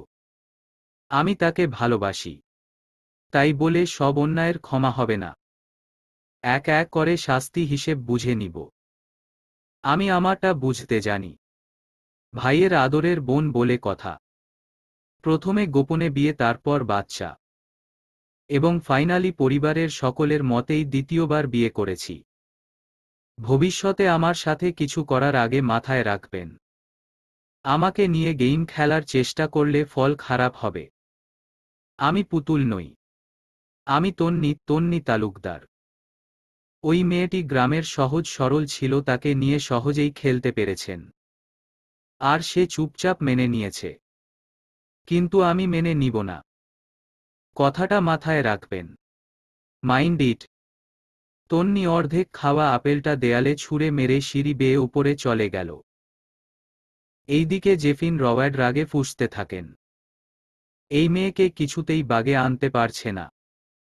যা কিছু করার প্ল্যান করেন, সব উল্টো হচ্ছে। একটু আগে জেভিন সিঁড়িতে তেল ফেলেন পেটের বাচ্চা নষ্ট হবে বলে, কিন্তু হলো উল্টো, সেই ফাঁদে তাকে ফেলে দিল। পায়ে হলো চোট, এখন হাঁটতে তার কষ্ট হচ্ছে। এইদিকে তন্নি আয়নার সামনে দাঁড়িয়ে আছে, পেটে হাত রেখে বলল, তোমার মাম্মা তোমার কিছু হতে দিবে না, আই প্রমিজ ইউ। চোখ বুঝতেই দুই চোখের পানি ঝরে পড়ে। হঠাৎ ফোন বেজে ওঠে। তন্নি ফোনটা ধরতেই লিখাটা ভেসে উঠে, অর্পণ তালুকদার ইজ কলিং। হ্যালো। কি রে শয়তানের নানি, আম্মা ভালো আছিস? বিয়ে করে বিদেশে গেলি আর তো খবর নেই।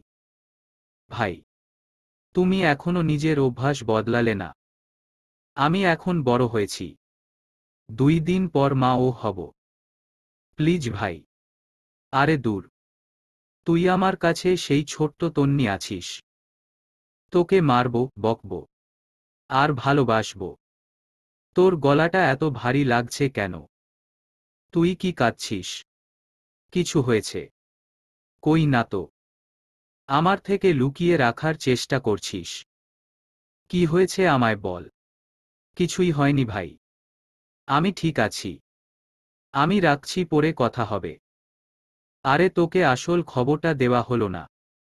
Hello hello. যা ফোনটা কেটে দিল। অর্পণ কিছু চিন্তা করে কাউকে ফোন লাগায়। অপর পাশে কেউ ফোন তুলতেই, তোমাকে যে কাজে রাখা হয়েছে তার খবর কি? ওই পাশ থেকে কিছু বলতেই অর্পণের মুখটা গম্ভীর হয়ে যায়। ওর দিকে খেয়াল রেখো, ওর গায়ে যদি একটা আঁচড় লাগে আমি তোমার খবর করে ছাড়। বোন হয় আমার, তার সাথে কিছু করার চেষ্টা ওই পরিবারের কেউ যেন ভাবতে না পারে। খেয়াল রেখো। রাখছি। অর্পণ ফোন কেটে দিল। ভাই তুমি শুধুই চিন্তা করছো, আমাদের তন্নি ঠিক থাকবে, ওর সাথে ভুল কিছু হবে না। যার পাশে তোমার মতো ভাই আছে, তার কিসের ভয়? হুম, আমি জানি আমার কাছের মানুষগুলো তাদের প্রাপ্ত হকগুলো আদায় করতে জানে, কিন্তু আমার আদুরনি একটু নরম, তাকে আরও শক্ত হতে হবে। সেও নিজের হকের জন্য লড়তে পারবে।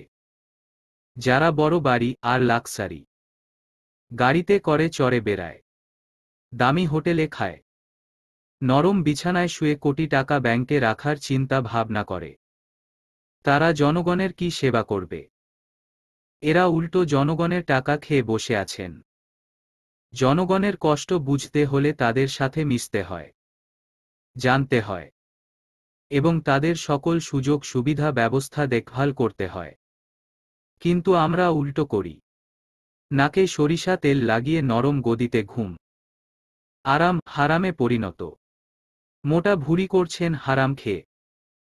আপনাদের কারণেই জনগণ আমাদের ওপর থেকে বিশ্বাস আস্থা হারিয়ে ফেলছে।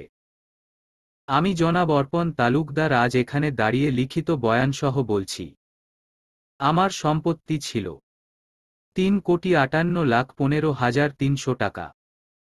অর্পণ তালুকদারের কথাটা মিটিং থাকা দলীয় নেতাকর্মীদের উদ্দেশ্যে বলে নিজের আয় এবং ব্যয় হিসাব দেন। জীবন অনেক কঠিন। রাজনীতি আসলেই নিজের একার কথা ভাবলে চলে না, 10-এর কথাটা ভাবতে হয়। একটা বার সৎ পথে নামুন, আরাম হারামের হাতটা ছেড়ে নিজের টাকায় চলার চেষ্টা করুন। তখন বুঝবেন জনগণের আসলে কষ্ট কি। অর্পণ চেয়ার ছাড়া আগে কাগজে লিখিত সই দিয়ে কনফারেন্স রুম ছেড়ে চলে যায়। এইদিকে হোম মিনিস্টার সামনেই দাঁড়িয়ে অর্পণের করা বয়ান শোনায় তার পিএ খলিল। নাতির এমন কাজে কি প্রক্রিয়া দিবেন বুঝতে পারছে না। তার নাতি তার বাপের সম্পত্তি যেটা তার নামে রয়েছে সেটার হিসাব লিখিতভাবে দিয়েছে, কিন্তু তার মায়ের বাড়ির পাওয়া সম্পত্তির হিসাব দেয়নি। সেই সম্পত্তি সে গ্রহণ করেনি। যদি সেটা দিত তাহলে খুশি হতেন। নাতির এত জিদ একদম তার বাবা অসীম তালুকদারের মতো হয়েছে। নিজেদের সাথে হারাম জোড়াবে না। এই পলিটিক্স কেউ সৎ থাকতে পারে না, না চাইতেও জোড়াতে হয়। নাতির জন্য চিন্তা হয়। বড় আদরের নাতি ছিল। এক সময় নানাবাড়িতে যার যাতায়াত সব সময় লেগে থাকত। একদিন এক দুর্ঘটনা পর থেকে আস্তে আস্তে বন্ধ হয়ে গেল। যতদিন আমি আছি ততদিন তোমার ক্ষতি হতে দিব না। খলিল ওর দিকে নজর রেখো। যত টাকা যায় যাক, ওর গায়ে যেন আঁচড় না লাগে। জি স্যার। অপর পার্টি গোপন বৈঠকে বসেছে। তাদের মূল উদ্দেশ্য অর্পণ তালুকদার। এই ছেলে যবে থেকে এসেছে তবে থেকেই বাড়াবাড়ি করছে। এর একটা ব্যবস্থা নেওয়া দরকার। রোহিতপুর গ্রামে তার মামা মামি তার ভাইয়েরা পুতুলকে খুব মিস করছে। কখনো তাকে ছাড়া থাকেনি, এই প্রথমবার তাকে ছাড়া থাকছে। কষ্ট পাচ্ছে। তাই সবাই মিলে সিদ্ধান্ত নিল পুতুলকে দেখতে যাবে। স্বাধীনের কথায় সবাই খুশি হল। ঠিক হলো পরশু দিন রওনা দিবে শহরে। অর্পণ তালুকদার রাগ নিয়ে দুমদাম করে রুমে প্রবেশ করে। ওয়াশরুমে ঢুকেই গোসল করতে থাকে। তার হঠাৎ এরকম বিহেভিয়ারের কারণে পুতুল হা হয়ে গেছে। রাতের জন্য ময়দা গুলিয়েছে, রুটি আর আলুর দম করবে। কিন্তু আজ এই মশাইয়ের কি হলো? একে তো আজ তাড়াতাড়ি বাড়িতে এসেছে, তার ওপর কোনো কথাবার্তা ছাড়াই তাকে ইগনোর করে চলে গেল রুমে। পুতুলের রাগ হল। গাল ফুলিয়ে কিচেনে গিয়ে রুটি বেলতে লাগল। এইদিকে অর্পণ দেয়ালে হাত দিয়ে আঘাত করছে। চোখের সামনে তার ছোট্ট মামার কুৎসিত বিকৃত কথাগুলো মাথায় আসতেই রাগে শরীর কাঁপছে। অনেক হয়েছে। এবার সত্যিটা পুতুলকে জানাতে হবে। আমি এই দুটানা আর নিতে পারছি না। ওহ নিশ্চয় আমাকে বুঝতে পারবে। আমি আজই বলবো। অর্পণ গোসল শেষ করে রুমে প্রবেশ করে। নিজের পোশাক কোনো রকম চেঞ্জ করে বাহিরে বের হয়। কিচেন রুমে পুতুলকে কাজ করতে দেখে এগিয়ে যায়। নিজের পিছনে কারো উপস্থিতি বুঝতে পেরে পুতুল ঘুরে তাকায়। অগোছালো কাপড় পরে তার সামনে দাঁড়িয়ে আছে। মাথার চুল থেকে এখনো পানি পড়ছে। পুতুল ইশারার বলল, এসব কি? এমন এলেমেলো কেন? পুতুলের কথার ওড় দিল না, বরং নিজের মাথার চুল মুছতে পুতুলের ওড়নাকোনা টেনে ধরে নিয়েছে। পুতুল বিস্ময় নিয়ে তাকিয়ে আছে। এই লোকের কি হয়েছে আজ এমন অদ্ভুত অদ্ভুত কাজ করে চমকে দিচ্ছে কেন? পুতুলের কাজ শেষ হতেই তাকে টেনে বুকে জড়িয়ে নিল। একটা দীর্ঘ নিঃশ্বাস ফেলে বলল, তুমি আজ যেমন করে আমার পাশে আছো, কাল আমার পাশে থাকবে তো? বিশ্বাস করবে আমায়, আমি কাউকে নিয়ে এত টেনশনে থাকি না যতটা তোমায় নিয়ে থাকি। আমার খুব ভয়, তোমাকে হারানোর ভয়। নিজের রাজনীতির মাঠে শত্রুর অভাব নেই, তার ওপর আমার আপনজনদের মধ্যেই আমার শত্রু লুকিয়ে আছে। আমি বারবার তোমাকে কথাগুলো বলতে গিয়ে আটকে যাই। তোমাকে কিছু বলতে চাই, তুমি সবটা শুনবে তো? অর্পণের কথায় কোনো আগামাথা বুঝতে পারছে না, তবুও মাথায় নাড়িয়ে সায় দিল শুনবে। অর্পণকে সোফায় টেনে এনে বসিয়ে দিল। তার এলেমেলো চুলগুলো চিরুনি বুলিয়ে ঠিক করে দিল। পুতুলের ডান হাতটা হাতের মুঠোয় নিয়ে বলল, পুতুল আমি জানি তুমি তোমার মাকে খুব ভালোবাসো। তার জায়গাটা তোমার কতটা জুড়ে তা আমরা সকলেই জানি। পুতুল আমি আজ তোমার মায়ের সম্পর্কে কিছু বলতে চাই। আমি এই কথাগুলো বলবার পরে তুমি হয়তো আমাকে ঘৃণা করবে, তবুও আমি এটা আর নিতে পারছি না। আমি আজ বলবো, আর তুমি শুনবে। সবটা ভেবেই তুমি তোমার রায় দিও। অর্পণের কথার মধ্যে কিছু তো আছে। বারবার থেমে যাওয়া ঢোক গিলে ফেলা মধ্যে কিছু রহস্যের বার্তা আসছে। তিনি কি বলতে চান? বুকের ভিতরটা কেমন ধরফর করছে। কি শোনাতে তার এতটা ব্যাকুলতা? পুতুল আমার মামা জনাব শাফকাত খান। যার নামটা আমার নানু মা খুব শখ করে ভালোবেসে রেখেছিল। সবার ছোট্ট সন্তান বলেই তার সব গুণাপার পেয়ে যেত। তার ছোট্ট ছোট্ট ভুলগুলো কবে এত বড় হলো কেউ বিশেষ নজরে রাখেনি। তাকে ছোট্টবেলা থেকে যদি অপরাধগুলো আঙুল তুলে দেখিয়ে দিত সে ভুল, তাহলে ওই দিনটাই আসতো না। সেই সময় তোমার জন্ম হয়েছে। তুমি তোমার মায়ের সবে কোল জুড়ে।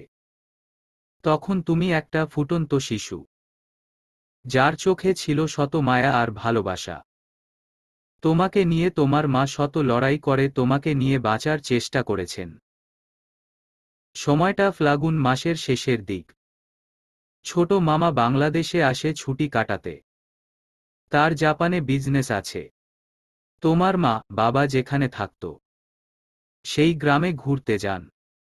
তোমার মায়ের দিকে তার নজর পড়ে। তোমার মা তোমার বাবাকে নিয়ে একটা ছোট্ট সংসার গড়েছিল। সেই ঘরে হাসিটুকু সে নষ্ট করেছে।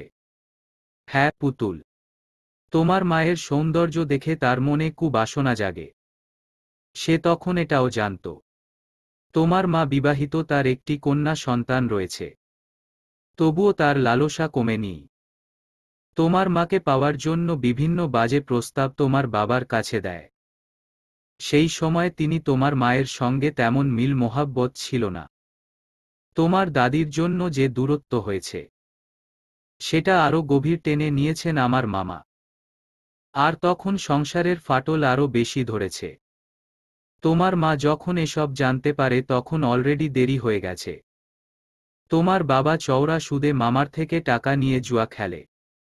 সেই সব জুয়া হেরেছে। মামা সেই সুযোগ কাজে লাগিয়েছে। সাদা কাগজে তোমার বাবা আগেই টিপসই করে দিয়েছিল। তাই সে কাগজে মামা নিজের মতো কথা সাজিয়ে বয়ান লিখেছে। কাগজে লিখা রয়েছে ৩ মাসের মধ্যে যদি টাকা পরিশোধ না করতে পারে তাহলে তোমার বাবার জেল হবে। আর মোস্তফা সরোয়ার ভয় পেয়ে যান। শুরু হয় তোমার মায়ের ওপর অত্যাচার। চাপ দিতে থাকে বাপের বাড়ির টাকা এনে দেওয়ার জন্য। কিন্তু তোমার মা কখনোই তার বাবার বাড়িতে পা রাখেনি। তোমার মায়ের গহনাগুলো শেষমেশ বিক্রি করে দেওয়া হলো। মামাকে ৩ ভাগের ১ ভাগের টাকা দেওয়া হলো। কিন্তু বাকি ২ ভাগের টাকা পরিশোধ হয়নি। যার ফলে মাসের পর মাসে গেল। সেই ২ ভাগের টাকা সুদের হারে বাড়তেই লাগল। আবার টাকা পরিমাণ আগের জায়গায় চলে গেল। এর মধ্যেই মামা বিদেশে চলে গেছে। কিন্তু তোমার মাকে পাওয়ার বাসনা ছাড়েনি। তোমার বয়স তখন ৫ বছর শেষ হয়ে ৬ পা পড়েছে। তোমার মা দ্বিতীয়বার সন্তান ধারণ করেন। ভাবেন একটি সুস্থ সন্তান তাকে দিলে তিনি ঠিক হবেন, ভুল পথে আর চলবে না। কিন্তু তোমার মায়ের সব আশায় পানি পড়ে গেল। তোমার দাদির অত্যাচারে, তোমাকে অবহেলা করা, যা তাকে কষ্ট দিত। তোমার মুখে একটু ভালো খাবার তুলে দিতে গ্রামের নতুন বাড়ির কাজের জন্য লোক নেয়। হাজিরা ৮০ টাকা ছিল। সেখানে তোমার মা নাম দিয়েছিল। তোমাকে আম গাছের নিচে খেলতে দিয়ে একটু দূরে সরে ইট ভেঙেছেন পাথর দিয়ে। হাতে ফোস্কা পড়েছে কিন্তু কষ্টকে দমিয়ে কাজ করেছেন। পেটের সন্তান তখন অপুষ্টিতে ভুগছে। সন্তানের মুখে খাবার তুলতে তাকে কষ্ট করতে হয়েছে। সকাল ১০টায় কাজ শুরু হতো, বিকেল ৫টায় কাজ শেষ করত। দুপুরে ১ ঘন্টা খাবারের জন্য বিরতি ছিল। সকাল ডাকা ভোরে উঠে বাড়ির সব কাজ সেরে বাহিরে কাজ করেছেন।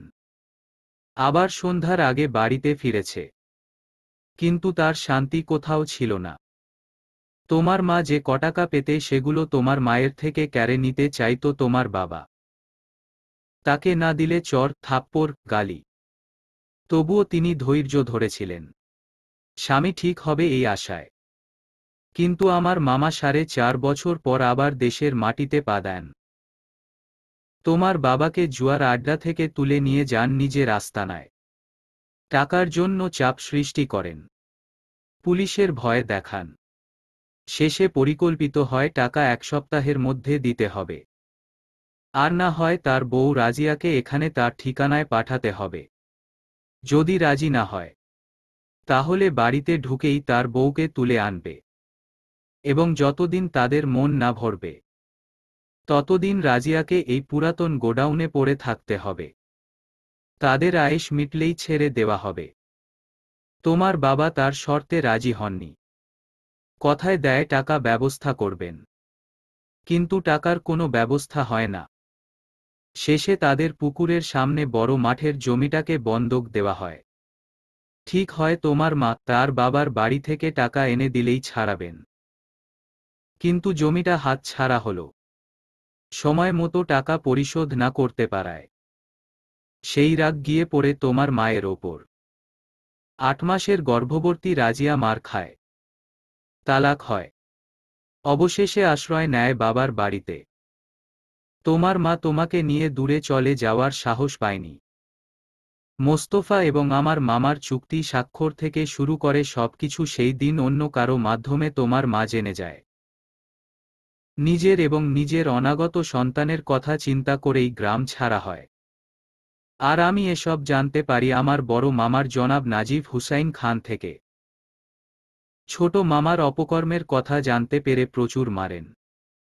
নানিমা আদরের ছেলেকে মার খেতে দেখে অজ্ঞান হয়ে যায়। জ্ঞান ফিরে জানতে পারে তার ছোট ছেলেকে এই মাসের মধ্যে বিয়ে দিয়ে একেবারে জন্য জাপানে পাঠাবেন, যাতে আর কোনোদিন বাংলাদেশে পা না রাখতে পারে।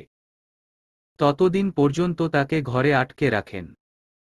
বিয়ে হতেই এই দেশ ছাড়া করেন। বর্তমানে বউ বাচ্চা নিয়ে তিনি বিদেশে সেটেল। নানাজান তাকে দেশে আনতে যান, কিন্তু আমি তার মুখটা দেখতে চাই না। তার কথা উঠলেই মনে হয় সে পাপী, তার পাপের জন্য আমরা দায়ী। তার জন্য তোমার মায়ের এই করুণ পরিণতি। তোমার মায়ের কষ্টের পেছনে আমাদেরও কোথায় না কোথাও দায়ী। পুতুল, আমি জানি তুমি এসব শুনে ভিতরে ভিতরে কষ্ট পাচ্ছ, কিন্তু আমি কি করব বলো? আমি তোমাকে না বলে থাকতে পারিনি। আমার মনে হয়েছে এটা তোমার জানা উচিত। আর তাছাড়া সত্যি কখনো লুকিয়ে রাখা যায় না, সেটা একদিন না একদিন প্রকাশ পাবে। অর্পণ নিজের কথাগুলো শেষ করে পুতুলের দিকে ফিরে তাকাতেই চমকে উঠে। পুতুল ফ্লোরে বসে হাঁটুতে 2 হাত দিয়ে আঁকড়ে ধরে ফুঁফিয়ে কাঁদছে। মায়ের কথা মনে পড়তেই তার ভিতরটা জ্বলে যাচ্ছে। আল্লাহ কি তার মায়ের কপালে একটু সুখ লিখে রাখেনি? এত কষ্ট সত্যি কি তার পাওনা ছিল? তার মা কোন সুখের আশায় ঘর বেঁধেছেন? কিসের আশায় বেঁচে ছিল? কি পেয়েছেন তিনি? শুধু কষ্ট। কষ্ট ছাড়া তার জীবনে একটু সুখ ধরা দিলে কি হতো? পুতুলের অবস্থা দেখে অর্পণ তার সামনে ছুটে আসে। তাকে ধরে উঠাতে চাইলে পুতুল তার হাতটা ছাড়িয়ে হালকা ধাক্কা দিয়ে সরিয়ে নিজের ঘরের দিকে দৌড় দেয়। দরজা বন্ধ করে সেখানেই পিঠ লাগিয়ে কাঁদতে থাকে। অর্পণ হাজার চেষ্টা করেও পুতুলকে ঘর থেকে বের করতে পারেনি। অর্পণ একটা নিঃশ্বাস ফেলে পুতুলের দরজার সাথে পিঠ লাগিয়ে বসে, পা দুটো 2 দিকে হালকা ছড়িয়ে বসে পড়ে। দিনের সূর্যের আলোটা রাতের আধার কালোতে সেই কখন হারিয়ে গেছে। দরজার 2 প্রান্তে 2 মানবী বসে আছে। একজন কাঁদছে মায়ের জন্য, আর অন্যজন অপেক্ষা করছে তার প্রিয়তমা কাঁদুক, কেঁদে মন হালকা হোক। তবুও দরজা খুলে তার কাছে আসুক, তার বুকে মাথা রেখে কাঁদুক। সে অপেক্ষা করবে। ক্ষয়ে ক্ষয়ে যাওয়া এ সময় মানে না তার পরাজয়। জীবন পড়ে ধুলোতে হারিয়ে সঞ্চয়। যার কথা ভাসে মেঘলা বাতাসে, তবু সে দূরে তা মানি না। জানি না কেন তা জানি না। জানি না। রাত বেড়ে যায় ধীর পায়। বাতাসেরা যেন অসহায়। শুকনো পাতার নুপুরে কে যেন ডেকে যায়।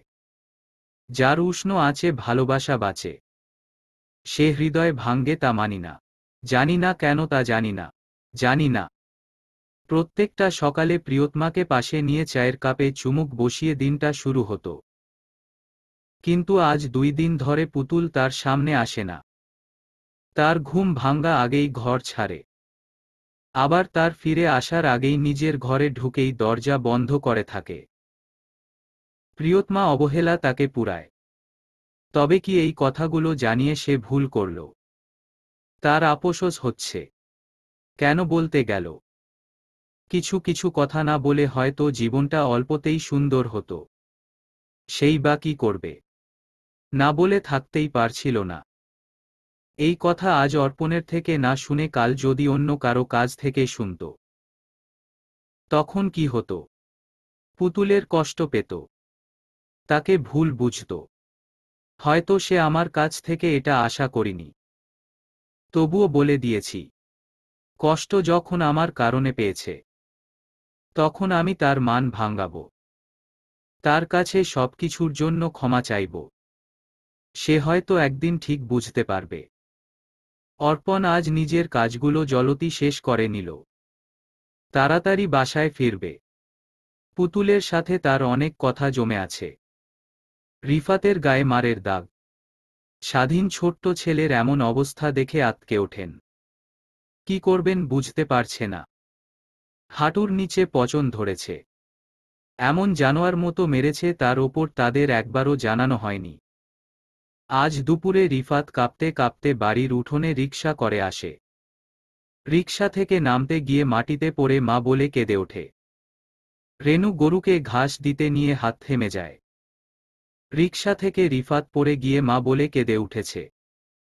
সবটা দেখে কলিজা মুচড়ে ওঠে। তার আদরের সন্তানের এই অবস্থা কে করেছে? রেনু ঘাস ফেলে দৌড়ে ছুটে আসে। ছেলের মাথাটা মাটি থেকে উঠিয়ে উচ্চস্বরে কেঁদে উঠে। বউয়ের কান্নার শব্দে স্বাধীন পুকুর পাড়ে মাছের জাল ফেলে ছুটে আসে। আর আসতেই এসব দেখতে পায়। ছেলেকে ঘরে রেখে ডাক্তার আনতে গঞ্জে যায়। দেখুন স্বাধীন সাহেব, সন্তানদের মানুষ করবেন ভালো কথা, কিন্তু সন্তান কোথায় আছে, কি করছে, এগুলো খেয়াল নিজে থেকে না করলে কেউ করবে না। সন্তান আপনার, সে সন্তানকে এমন অমানুষের মতো মারবে আর আপনি চুপ করে থাকবেন? সন্তানের দোষ থাকলে তাকে শুধরানোর সুযোগ দিতে হয়, কিন্তু এভাবে মারাটা কোনো সমাধান নয়। ডাক্তার ওষুধ দিয়ে চলে যায়। রেনু ছেলের হাত ধরে বসে আছে। গায়ে 104 জ্বর। জ্বরটা আবার বেড়েছে। ছেলের কপালে জলটি দিচ্ছে স্বাধীন। সে গম্ভীর মুখে বসে আছে। তার মুখ দেখে বোঝার উপায় নেই তার মনে কি চলছে। এইদিকে ছোট ভাইয়ের এই অবস্থা দেখে মিলন সাজু রাগে ফুঁসছে। আজ 3 দিন পর পুতুল নিজে থেকে দরজা খুলেছে। অর্পণের দিকে নজর না দিয়ে চেয়ার টেনে চুপচাপ টেবিলে খেতে বসে। পুতুলকে দেখে অর্পণের মুখে হাসি ফুটে। সেও অপর চেয়ার টেনে খেতে বসে। খাওয়ার এক পর্যায়ে পুতুল চিরকুট এগিয়ে দেয়। অর্পণ চোখের ভ্রু নাচিয়ে বলল, এতে কি আছে? পুতুল ও অর্পণের দেখাদেখি ভ্রু নাচিয়ে ইশারায় বলল, দেখতে। অর্পণ চিরকুট খুলে, আমি কাল বাড়িতে ফিরে যাচ্ছি। মামাকে খুব দেখতে ইচ্ছে করছে। পুতুলের লিখাটা পড়ে বলল, কেন? তোমার কেন যেতে হবে? আমাকে বলো, আমি তাদের এখানে আনছি। পুতুল মাথা নাড়িয়ে না বলল। তার শুধু মামাকে না, সবাইকে দেখতে খুব ইচ্ছে করছে। আর তার সাথে তার সেই ছোট গ্রামটাকেও খুব মিস করছে। পুতুলের বলার ভঙ্গি দেখে অর্পণ বিড়বিড় করে কিছু বলে। পুতুল শুনতে পায় না। সে নিজের কাজে ব্যস্ত হয়ে গেছে। গ্রামে এমন ঘটনা নিয়ে বিচার বসেছে। হুজুর কি করে এমন অমানুষের মতো ছাত্রকে মারতে পারে? এটা নিয়ে দুই এক কথায় সমস্যা সমাধান হয়ে যায়। হুজুরকে ছেড়ে দেয়। তাকে 2 দিনের মধ্যে গ্রাম ছাড়ার নির্দেশ দেন। কিন্তু এতে মিলন, সাজু কিংবা স্বাধীন এই ব্যাপারটা সহজভাবে নিতে পারেনি। রিফাতের জ্ঞান ফিরে আসে। সে জানায় এই হুজুরের স্বভাব চরিত্র ভালো না। ছোট মেয়েদের গায়ে হাত দেয়। মেয়েরা তার ভয় বাসায় কিছু বলে না। আর ছেলেদের শুধু মারতে থাকে, যতক্ষণ পর্যন্ত সে শান্তি না পায়। রিফাতকে ঘুম পাড়িয়ে 2 ভাই একসাথে মাদ্রাসা থেকে কিছুটা দূরে দাঁড়িয়ে থাকে। তাদের 2 জনের হাতেই ঢোল কলমি লতা রয়েছে।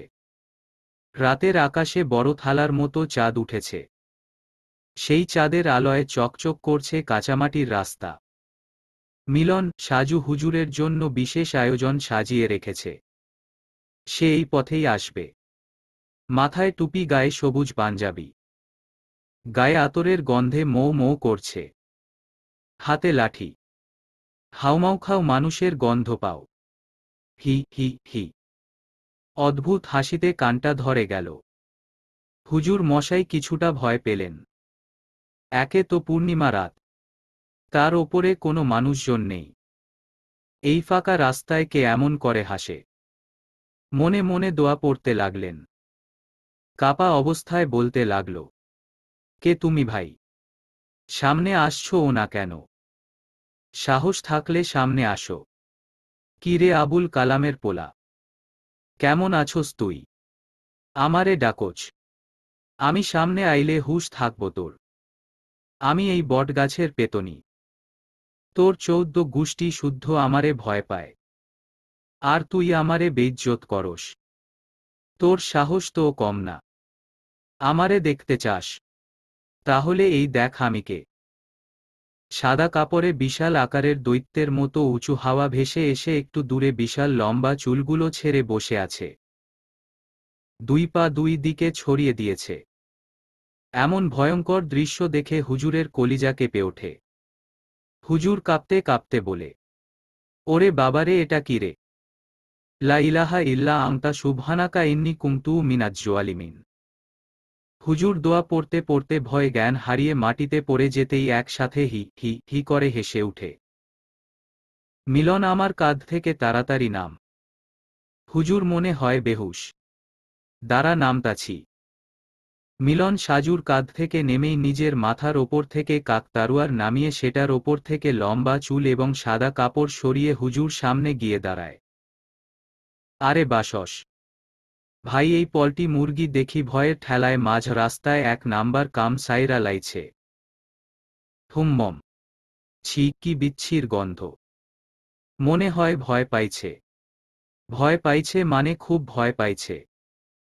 তয় আমগো কাম এখন শেষ হয় নাই, আরও বাকি আছে। ওর জ্ঞান ফিরাও। হুম, ফিরাচ্ছি। আবার আগের রূপে চল। মিলন, সাজু আবার নিজেদের আসল রূপে চলে আসলো। হুজুরের জ্ঞান ফিরে আসতেই, কি রে আবুল কালামে পুতো, কেমন দেখলি? আমি খুব সুন্দরী পেতনি, তাই না? বলল। হুম হুম, খুব সুন্দর। ওমা, তাই বুঝি। চল, এখনই চল। তুই আমারে বিয়া করবি।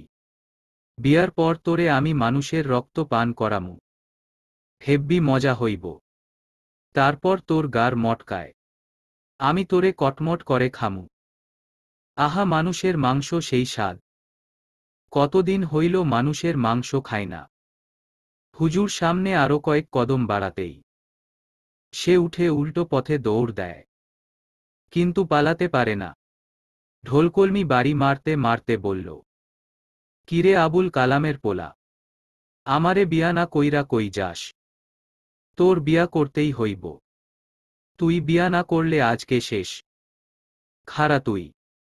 হুজুর নিজের জান নিয়ে পালাতে লাগল, কিন্তু ঢোলকলমি বাড়িতে তার হাত পা পিঠ কোনো কিছু রেহাই পায়নি। তবুও কোনো রকম জান নিয়ে পালালো। হুজুরের পাঞ্জাবি ছিঁড়ে গেছে মারের চোটে। সে পালিয়ে দূর হাওয়া হতেই মিলন, সাজু হাসতে হাসতে মাটিতে বসে পড়ে। হু, মিলন বেডা খচ্চর। সেই ভয় পাইছে। আর জীবনেও এই গ্রামে আসব না। পুতুল গ্রামে যাওয়ার জন্য কাপড়ের ব্যাগ গুছিয়ে রাখল। সকালেই রওনা হবে। এইদিকে অর্পণের রাগ লাগছে, আবার কান্না পাচ্ছে। কিন্তু সে কাঁদবে না। বউ তার ভালোবাসা একটুও বুঝে না। কেমন পাষাণী মেয়ে। বরকে তো একবার জিজ্ঞেস করতে পারত, তুমি যাবে। কিন্তু না, তা করিনি। উল্টো নিজে একাই মামার বাড়ি চলে যাচ্ছে। অথচ যার মামা শ্বশুর বাড়ি, তাকে একটিবার বলো না। নিষ্ঠুর প্রিয়তমা। কাল রাতে যার মনটা ছিল খুব খারাপ, এখন তার মুখে হাসি, মুখে মধু। তার এমন পাগলামিতে পুতুল সায় দিল না। তাতে অর্পণের কি? প্রিয়তমা অবশেষে তাকে নিয়ে যাচ্ছে, এতেই তার আনন্দ ধরে না। সে এত আনন্দ কোথায় রাখবে? কোলবালিশে নাকি কলিজার ভিতরে বুঝতে পারছে না। এই প্রথমবার শ্বশুর বাড়ি যাওয়ার ব্যাপারটা জোস। উঠোনে পা রাখতে বাড়ির বারান্দায় ছোট ভাইকে দেখতে পায়। পুতুল নিজে এগিয়ে গিয়ে তার মাথায় হাত বুলিয়ে সালাম দিল। রিফাত ফ্যাকাশে মুখে একটু হাসি দিয়ে বোনের কোলে মাথা রাখল। রিফাতের কাজে পুতুল অবাকি হয়। রিফাত কখনো তাকে এভাবে জড়িয়ে ধরে না। আজ কি হলো? হয়তো ভাইয়ের মন ভালো নেই, তাই ছোট ভাইয়ের কপালে ভালোবাসার পরশ একে হাত বুলিয়ে দিচ্ছে। এইদিকে নতুন জামাই বাড়িতে আসছে। রেনু তাড়াতাড়ি লেবুর শরবত করে দিল। অর্পণ লেবুর শরবত অর্ধেক খেয়ে বাকিটুকু রেখে চলে গেল। পুতুল তার কাজকর্ম সব দেখেছে। বাকি শরবতটুকু যে তার জন্য বরাদ্দ সেটা আগেই বুঝতে পেরেছে। তাই কোনো বনিতা ছাড়াই চুপচাপ খেয়ে নিল। স্বাধীনের সাথে অর্পণ বাজারে এসেছে। স্বাধীনকে কোনো বাজার করতে দেয়নি, বরং নিজের মন মতো বাজার নিয়ে বাসায় পথে এগিয়ে যাচ্ছে। আজ দুপুরে রান্না হবে। টুকরিতে এত বাজার দেখে রেনুর মাথায় হাত। আল্লাহ, এত বাজার কে খাবে? কেন? আমরা সবাই খাব, তাই বলে এত বাজার? আল্লাহ, এগুলো নষ্ট হইব। শুধু শুধু এত বাজার করলে কোনো নষ্ট হবে না, যা আছে সব রান্না করেন। আজ আমার 3 শালা পেট পুরে খাবে, তাদের সাথে আমি, আপনি, আমরা সবাই থাকব। পুতুল ওড়না 2 পেঁচ দিয়ে তরকারি কাটতে বসে। রেনু বড় রুই মাছ কাটছে। মাছের পরে মুরগি মাংস পিচ পিচ করে নিচ্ছে। গরুর মাংস আলাদা বলে রাখা। মিলন সাজু আদা, রসুন এবং পেঁয়াজের খোসা ছাড়িয়ে রাখছে। স্বাধীন অর্পণের এমন বাজার করাই খুশি হয়নি, কিন্তু ছেলেটা খুশি মনে যখন করতে চাইছে তখন না করেনি। তবে অর্পণের পরিবারকে দাওয়াত দেওয়া হয়েছে, তারা আসছে।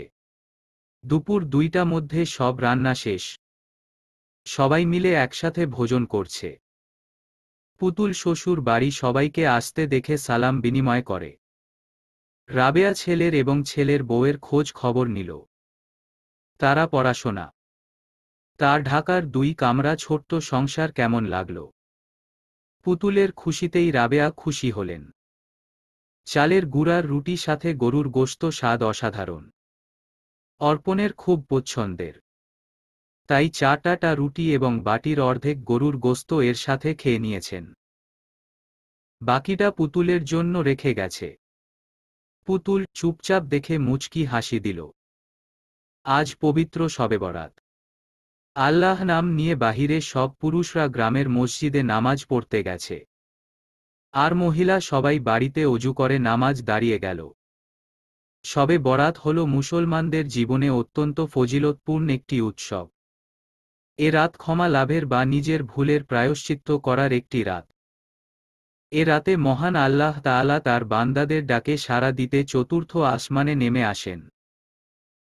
শবে বরাত মূলত হিজরি সালের শাবান মাসের 15 তারিখে। এটি মূলত ইসলামী বছরের 8ম মাস।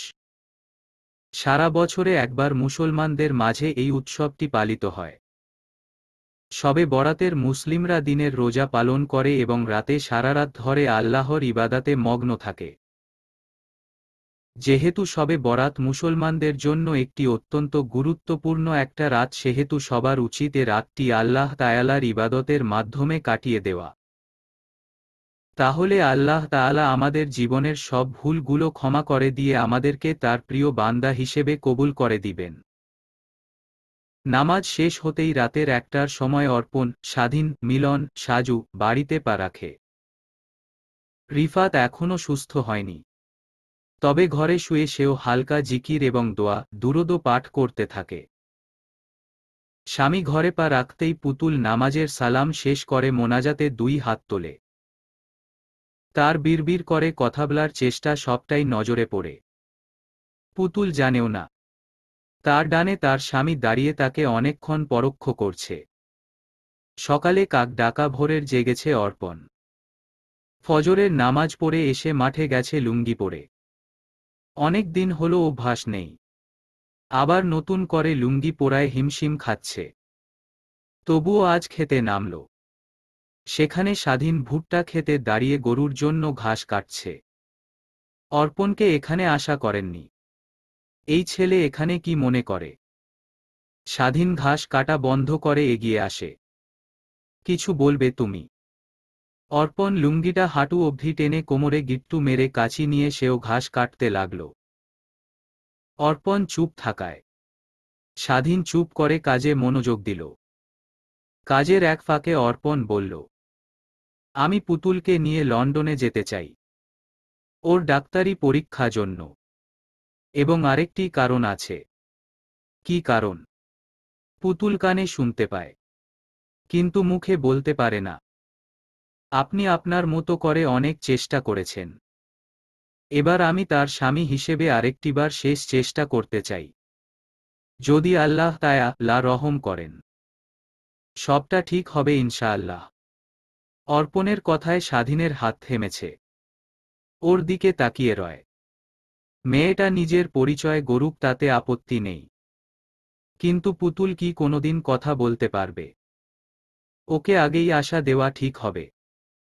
পরে যখন ভালো কিছু না হবে, ওর মন ভেঙে যাবে। ও কষ্ট পাবে। অর্পণ ঘাস কাটতে কাটতে আত্মবিশ্বাসের সাথে বলল, কিছু হবে না, বরং সবকিছু ঠিক হবে। আমার ওপর ভরসা রাখুন। সেটাই তো ভয়ের কারণ। আমি তোমাকে ভরসা করব কি করে? তুমি তো তোমার ছোট্ট মামার আদরের ভাগ্নে।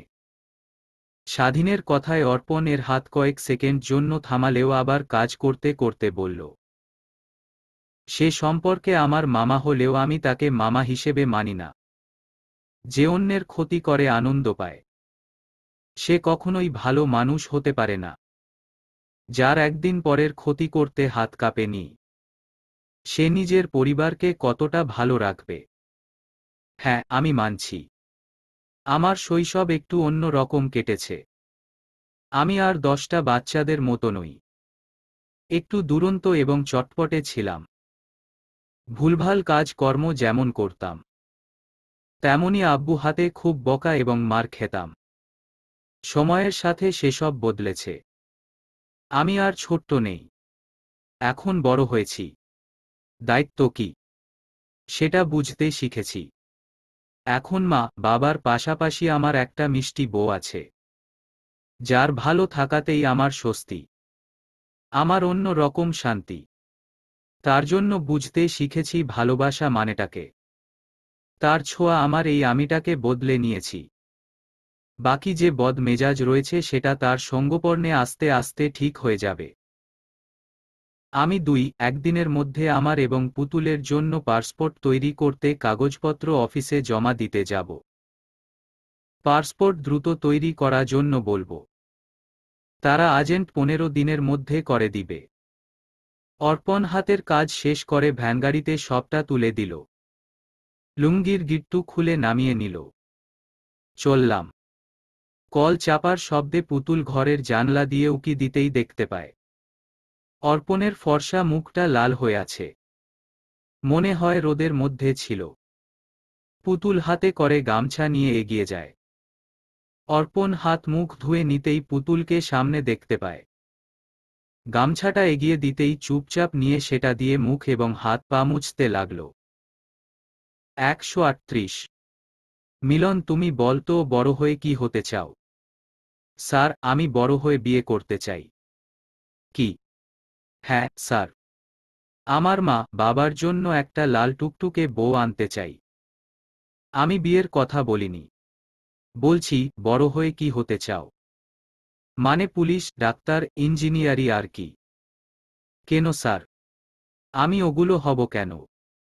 পুলিশ হলে তো পাবলিককে বিনা কারণে মেরে মেরে জেলে দিব। এসব ফালতু কাজে হাত চুলকায় বেশি। আর পাবলিক আমায় এসবের জন্য ডিটারজেন্ট পাউডার ছাড়া ধুয়ে দিবে। আর যদি ডাক্তার হতে যাই, একবার ভাবুন তো, রোগীর মুখ বন্ধ। আমার হাত চলবে বেশি। 120টা সুই লাগাবো। সেটা কোথায় আর কোথায় ফেলবো আমি নিজেই জানি না। যার ওপর সুইয়ের বর্ষণ চলবে, সে না পারবে কাউকে বলতে আর না পারবে দেখাতে।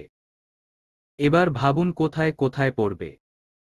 আর ইঞ্জিনিয়ারিং পড়লে অটো পাসের মতো উল্টো বিল্ডিং বানাবো, যার না থাকবে দরজা আর না থাকবে সিঁড়ি।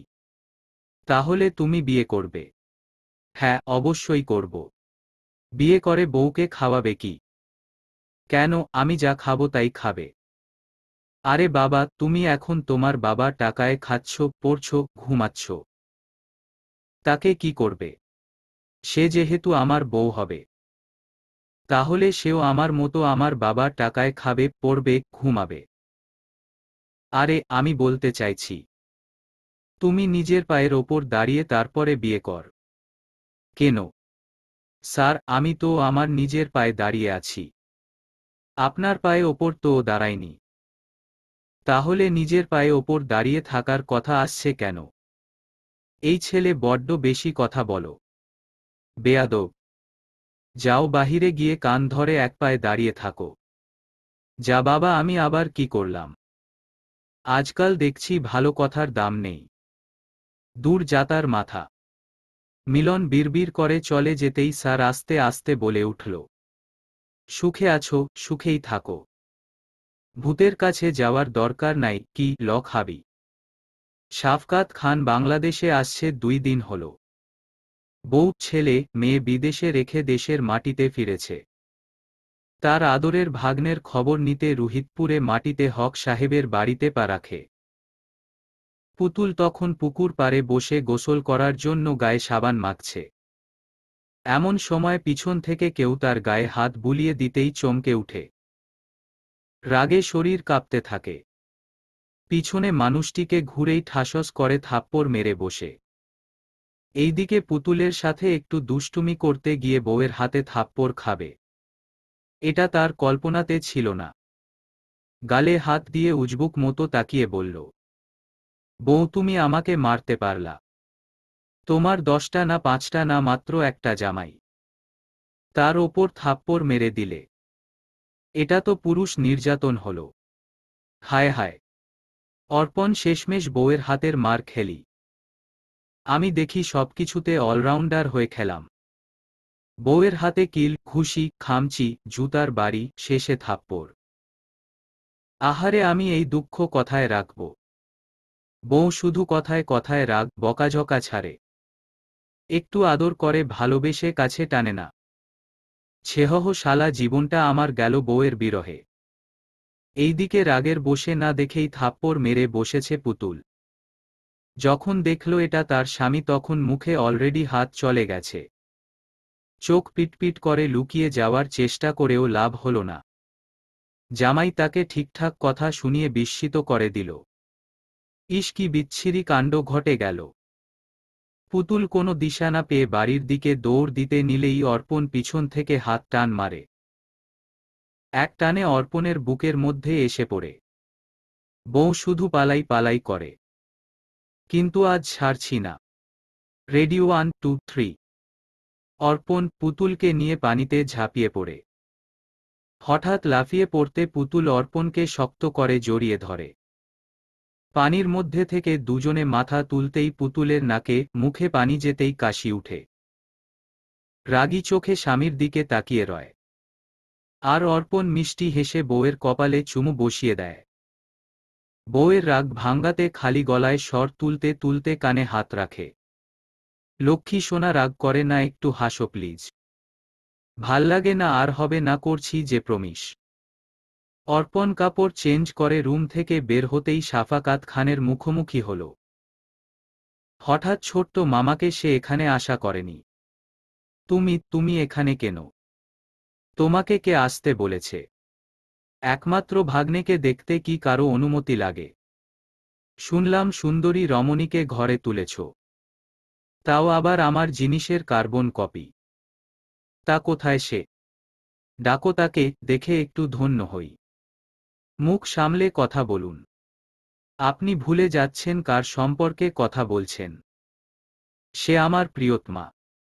তাকে কটূক্তি করা মানে আমাকেই করা। আপনি আমার গুরুজন এবং সম্পর্কের মান আপনার কাছে নাই থাকতে পারে। আমি গুরুজন এবং সম্পর্কে মান রাখতে জানি। প্রথমবার নিজেকে সংযোজত করেছি। তার মানে এই নয় বারবার নিজেকে সংযোজত করব। এখানে কোনো তামাশা হোক আমি চাই না। চলে যান এখান থেকে। অর্পণ ঠান্ডা মাথায় মুখ গম্ভীর করে কথাগুলো বলে। শাফাকাত খান আরও কিছু বলতে চাইলেন, কিন্তু বলতে পারলেন না। ঠিক আছে, এখানে কথা না বলতে চাইলে খান বাড়িতে আসো, কথা আছে। হুম। শাফাকাত খান বেরিয়ে যেতেই অর্পণ দুই হাতের মুঠো বন্ধ করে রাগে ফুঁসতে লাগল। মিলন, সাজু, আমি একটা কাজে বাহিরে যাচ্ছি, ফিরতে দেরি হবে। তোমার আপুর খেয়াল রেখো। অর্পণের কথায় দুই ভাই মাথা নাড়িয়ে সায় দিল। অর্পণ গাড়িতে চড়ে বসতেই ড্রাইভার খান বাড়ির উদ্দেশ্য রওনা হল। শহর একটি কোলাহল পরিবেশ। গ্রামের মানুষ হঠাৎ করে শহরে আসলেই কেউ কেউ অবাক হয়। আবার কেউ এত কোলাহল পরিবেশ পছন্দ করে না। তারা গ্রামে থাকতে বেশি স্বাচ্ছন্দ্য বোধ করে। সেই কোলাহল পরিবেশ ছেড়ে অর্পণ নিজের পরিবার এবং বউয়ের সাথে গ্রামে দিব্যি শান্তিতে কাটাছিল। আজ আবার তাকে ফিরতে হচ্ছে। যথাযথ সময়ে খান বাড়ির বড় গেইটের সামনে গাড়ি আসতেই দুই দিকে গেট ভাগ হয়ে সরে যেতেই গাড়িটা ভিতরে ঢুকে। এতগুলো বছর পর খান বাড়িতেই রাজপুত্র আগমন ঘটে। দারোয়ান আব্দুর চাচা অর্পণের গাড়ি দেখতে পেয়ে চিৎকার করে বড় সাহেবকে ডাকতে থাকে। বড় সাহেব, বড় সাহেব, আমাদের রাজপুত্র আসছে। আপনার আদরের নাতি এসেছে। আব্দুর কথায় জামশেদ উল্লাহ খান খুশি হয়ে বাহিরে নামতেই নিজের নাতিকে দেখতে পান। অর্পণ, নানা ভাই আমার, আজ কতগুলো বছর পর খান বাড়িতেই পা রাখলে। আয় আমার বুকে আয়। জামশেদ উল্লাহ জড়িয়ে ধরেন। কিন্তু অর্পণের সেই দিকে মনোযোগ নেই। সে গম্ভীর মুখে দাঁড়িয়ে আছে। তার মধ্যে আনন্দের কোনো ছিটেফোঁটা নেই। এইদিকে অর্পণের আসার খবর পেয়ে তার নানি জান ছুটে আসেন। নাতিকে জড়িয়ে কান্না ভেঙে পড়েন। আজ তার খুশির দিন। তার ছোট ছেলে অনেক বছর পর বাড়িতে পা রাখতেই তার নাতির মুখ দর্শন হল। বাহিরে দাঁড়িয়ে কেন? আয়, ভেতরে আয়। নানিজান তার হাত টেনে ভিতরে টেনে নিয়ে সোফায় বসায়। এই কে, কথায় আছিস? তাড়াতাড়ি টেবিলে খাবার সাজা। আজ আমি নিজের হাতে আমার নাতিকে খাওয়াবো।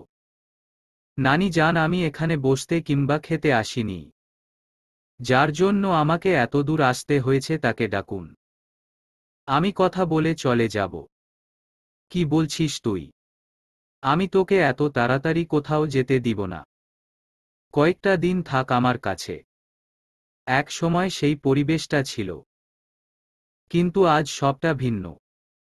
আমার আমিটাকে তোমার আদরের ছোট ছেলে ভাঙ্গা আয়নার মতো আমার মনটা ভেঙে দিয়েছে, যেটা কখনোই জোড়া লাগবে না। আমিও চাই না এই ভাঙা সম্পর্কে কোনো নাম দিতে। তাকে ডাকো। কথা আছে। আমাকে ডাকতে হবে না। আমি এখানেই আছি। শাফাকাত খান সিঁড়ি বেয়ে নিচে নামতে নামতে বলে। অর্পণ পাঞ্জাবি হাতা গুটিয়ে নিয়ে তার সামনে গিয়ে দাঁড়ায়। আঙুল তুলে বলল, অতীতে যা করেছেন তার শাস্তি ভোগ করা এখনো বাকি মিস্টার শাফাকাত খান। আপনার কারণে একটা সংসার ভেঙেছে। শুধুমাত্র আপনি দায়ী। রাজিয়া মাকে আমি বাঁচাতে পারিনি, কিন্তু তার কন্যাকে বাঁচাতে। যদি আমার জান চলে যায় তবে যাবে, কিন্তু রাজিয়া মায়ের পরিণতি আমার প্রিয়তমার সঙ্গে করতে দিব না। কিছুতেই না। তার সম্মান, তার ইজ্জত হেফাজত করতে তার স্বামী জনাব অর্পণ তালুকদার এখনো বেঁচে আছে। তাই আমার প্রিয়তমার দিকে হাত বাড়াতে হলে আমার মুখোমুখি আগে হতে হবে। বাহা, বউ দেখছি ভালোই বশ করেছে। তা বউ কি মন্ত্র পড়ালো যে বউয়ের পালিত কুত্তা হয়ে গেলি? ওই মেয়ের তো একটা ব্যবস্থা করতে হয়। শাফাকাত খানের কথা শেষ হতে দেরি তার নাক বরাবর ঘুষি মারতে দেরি হল না। অর্পণের হঠাৎ আক্রমণে শাফাকাত খান দিশা না পেয়ে সোফায় পড়ে যান। অর্পণ সেই সোফার একপাশে পা রেখে আঙুল তুলে বলল, ওহ আমার প্রিয়তমা, আমার বউ। আর তালুকদার বাড়ির আমানতের দিকে তুমি চোখ তুলে তাকানোর কথা ভাবলেই বা কি করে? কোন সাহসে তুমি আমার সামনে দাঁড়িয়ে এই কথা মুখে আনলে? আমার ইচ্ছে করছে তোমার ওই জিহ্বা কেটে দিতে, যে জিহ্বা দ্বারা আমার প্রিয়তমাকে অসম্মান করে। অর্পণের কাজে জামশেদ উল্লাহ খান এবং তার বেগম দুই মামা ভাগ্নেকে আলাদা করার চেষ্টা করেছেন, কিন্তু অর্পণ রাগে ফুঁসছে। তাকে সামলানো দায়। বাড়ির গার্ড ডেকে তাদের আলাদা করা হল। শাফাকাত খান ঠোঁটের কিনারে রক্ত মুছতে মুছতে বলল, তুই আমার গায়ে হাত তুলি? হ্যাঁ, তুললাম। তোমার এতক্ষণে শুকরিয়া করা উচিত ছিল। তোমাকে আঘাত করেছি, কিন্তু জানে মারিনি। দ্বিতীয়বার তোমার ওই নোংরা মুখে আমার বউয়ের নাম নিবে না। যদি চেষ্টা করেছ, খোদার কসম, তোমাকে ধ্বংস করে দিব। অর্পণ গার্ডদের ধাক্কা দিয়ে খান বাড়ি ছেড়ে চলে গেল। অর্পণের নানি যান সেই কখন থেকে কান্না করছেন। এসব কি হল? তার সুন্দর সংসারের কোন কালনাগিনী ছায়া পড়ল? অর্পণের রাগ দেখে ড্রাইভার বুঝতে পারল, এবারেও গণ্ডগোল হয়েছে। যবে থেকে অর্পণের হয়ে কাজ করে তবে থেকেই এমন ঝগড়াঝাটি দেখতে পায়। এতদিন মুখে মুখে চলত, আজ সরাসরি হাতাহাতি হয়ে গেছে। স্যারের রাগ প্রচুর। এই রাগ না কমা পর্যন্ত তার সামনে যাওয়া যাবে না। অফিসের সামনে গাড়ি থামতেই অর্পণ নেমে গেল। ফোন করে পার্টি লোকদের খবর দিল এবং জরুরি মিটিং বসার আহ্বান জানাল। পুতুলের দুপুরের ভাত ঘুম ভেঙে যেতেই অর্পণকে দেখতে পেল না। পুতুল নিজের লম্বা চুলগুলো হাত খোপা করে বের হয়ে পুকুর পাড়ে গেল। চারদিকে তাকিয়ে কোথায় তাকে খুঁজে পেল না। লোকটা তাকে না বলে কথায় চলে গেল। কখনো না বলে কোথায় যায় না। পুতুল মন খারাপ করে নিজের ঘরে বসে পড়ে। পানির গ্লাসের নিচে ছোট্ট চিরকুটটা দেখে কপালে চিন্তা ভাঁজ ফেলে। চিরকুটটা খুলে পড়তেই মুখটা চুপসে গেল। তার জনাব তাকে না জাগিয়ে ঢাকায় একা চলে গেছে। হঠাৎ কি নাকি কাজ পড়ে গেছে। একবার ডেকে বলে গেলে কি হতো? লোকটা তাকে ঘুমে দেখে একবার ডাকল না। এটা কোনো কথা? দূর, ভাল লাগে না। অর্পণ চলে যাওয়া পুতুলের খারাপ লাগাটা আরো বেশি করে ঝেঁকে ধরে। স্বামীকে সে এখনই মিস করছে। তাহলে তাকে ছাড়া বাকি দিনগুলো কাটাবে কি করে? জামশেদ উল্লাহ খানের দিকে তাকিয়ে শাফাকাত খান বলল, পিপিলিকা পাখা গজায় মরিবার তরে। তোমার নাতিকে এর মূল্য দিতে হবে। এতদিন বোনের ছেলে বলে কিছু বলিনি, কিন্তু আজ যেটা করল তারপর ছেড়ে দেওয়ার প্রশ্ন আসে না। ও খুব বেড়েছে। রাজনীতি নিয়ে ওর খুব সম্মান এবং শ্রদ্ধার জায়গায়। সেই গদিই যদি ক্যারে নেই, তাহলেই ওকে উচিত শিক্ষা দেওয়া সম্ভব। তুমি এতদিন কিছু যখন করতে পারোনি, তখন যা করার আমি করব। হয় ও থাকবে, আর না হয় আমি থাকব। দুই রাজা একসাথে রাজ্য পরিচালনা করতে পারে না। শাফাকাত কথায় অর্পণের নানিজান আঁতকে ওঠেন। তার নাতি কিছু হলে মেয়ে এবং মেয়ে জামাই বাঁচবে না। ছেলেকে বোঝাতে তার পিছনে ছুটে। এইদিকে জামশেদ উল্লাহ খানকে ছেলে কিসের আভাস দিল, বুঝতে পারছেন না। তবে খারাপ এবং ভয়ঙ্কর কিছু হওয়ার পূর্ব আভাস এখনই পাচ্ছেন। অর্পণকে শেষ করতেই তার শত্রুর সাথে হাত মিলিয়েছে শাফাকাত খান।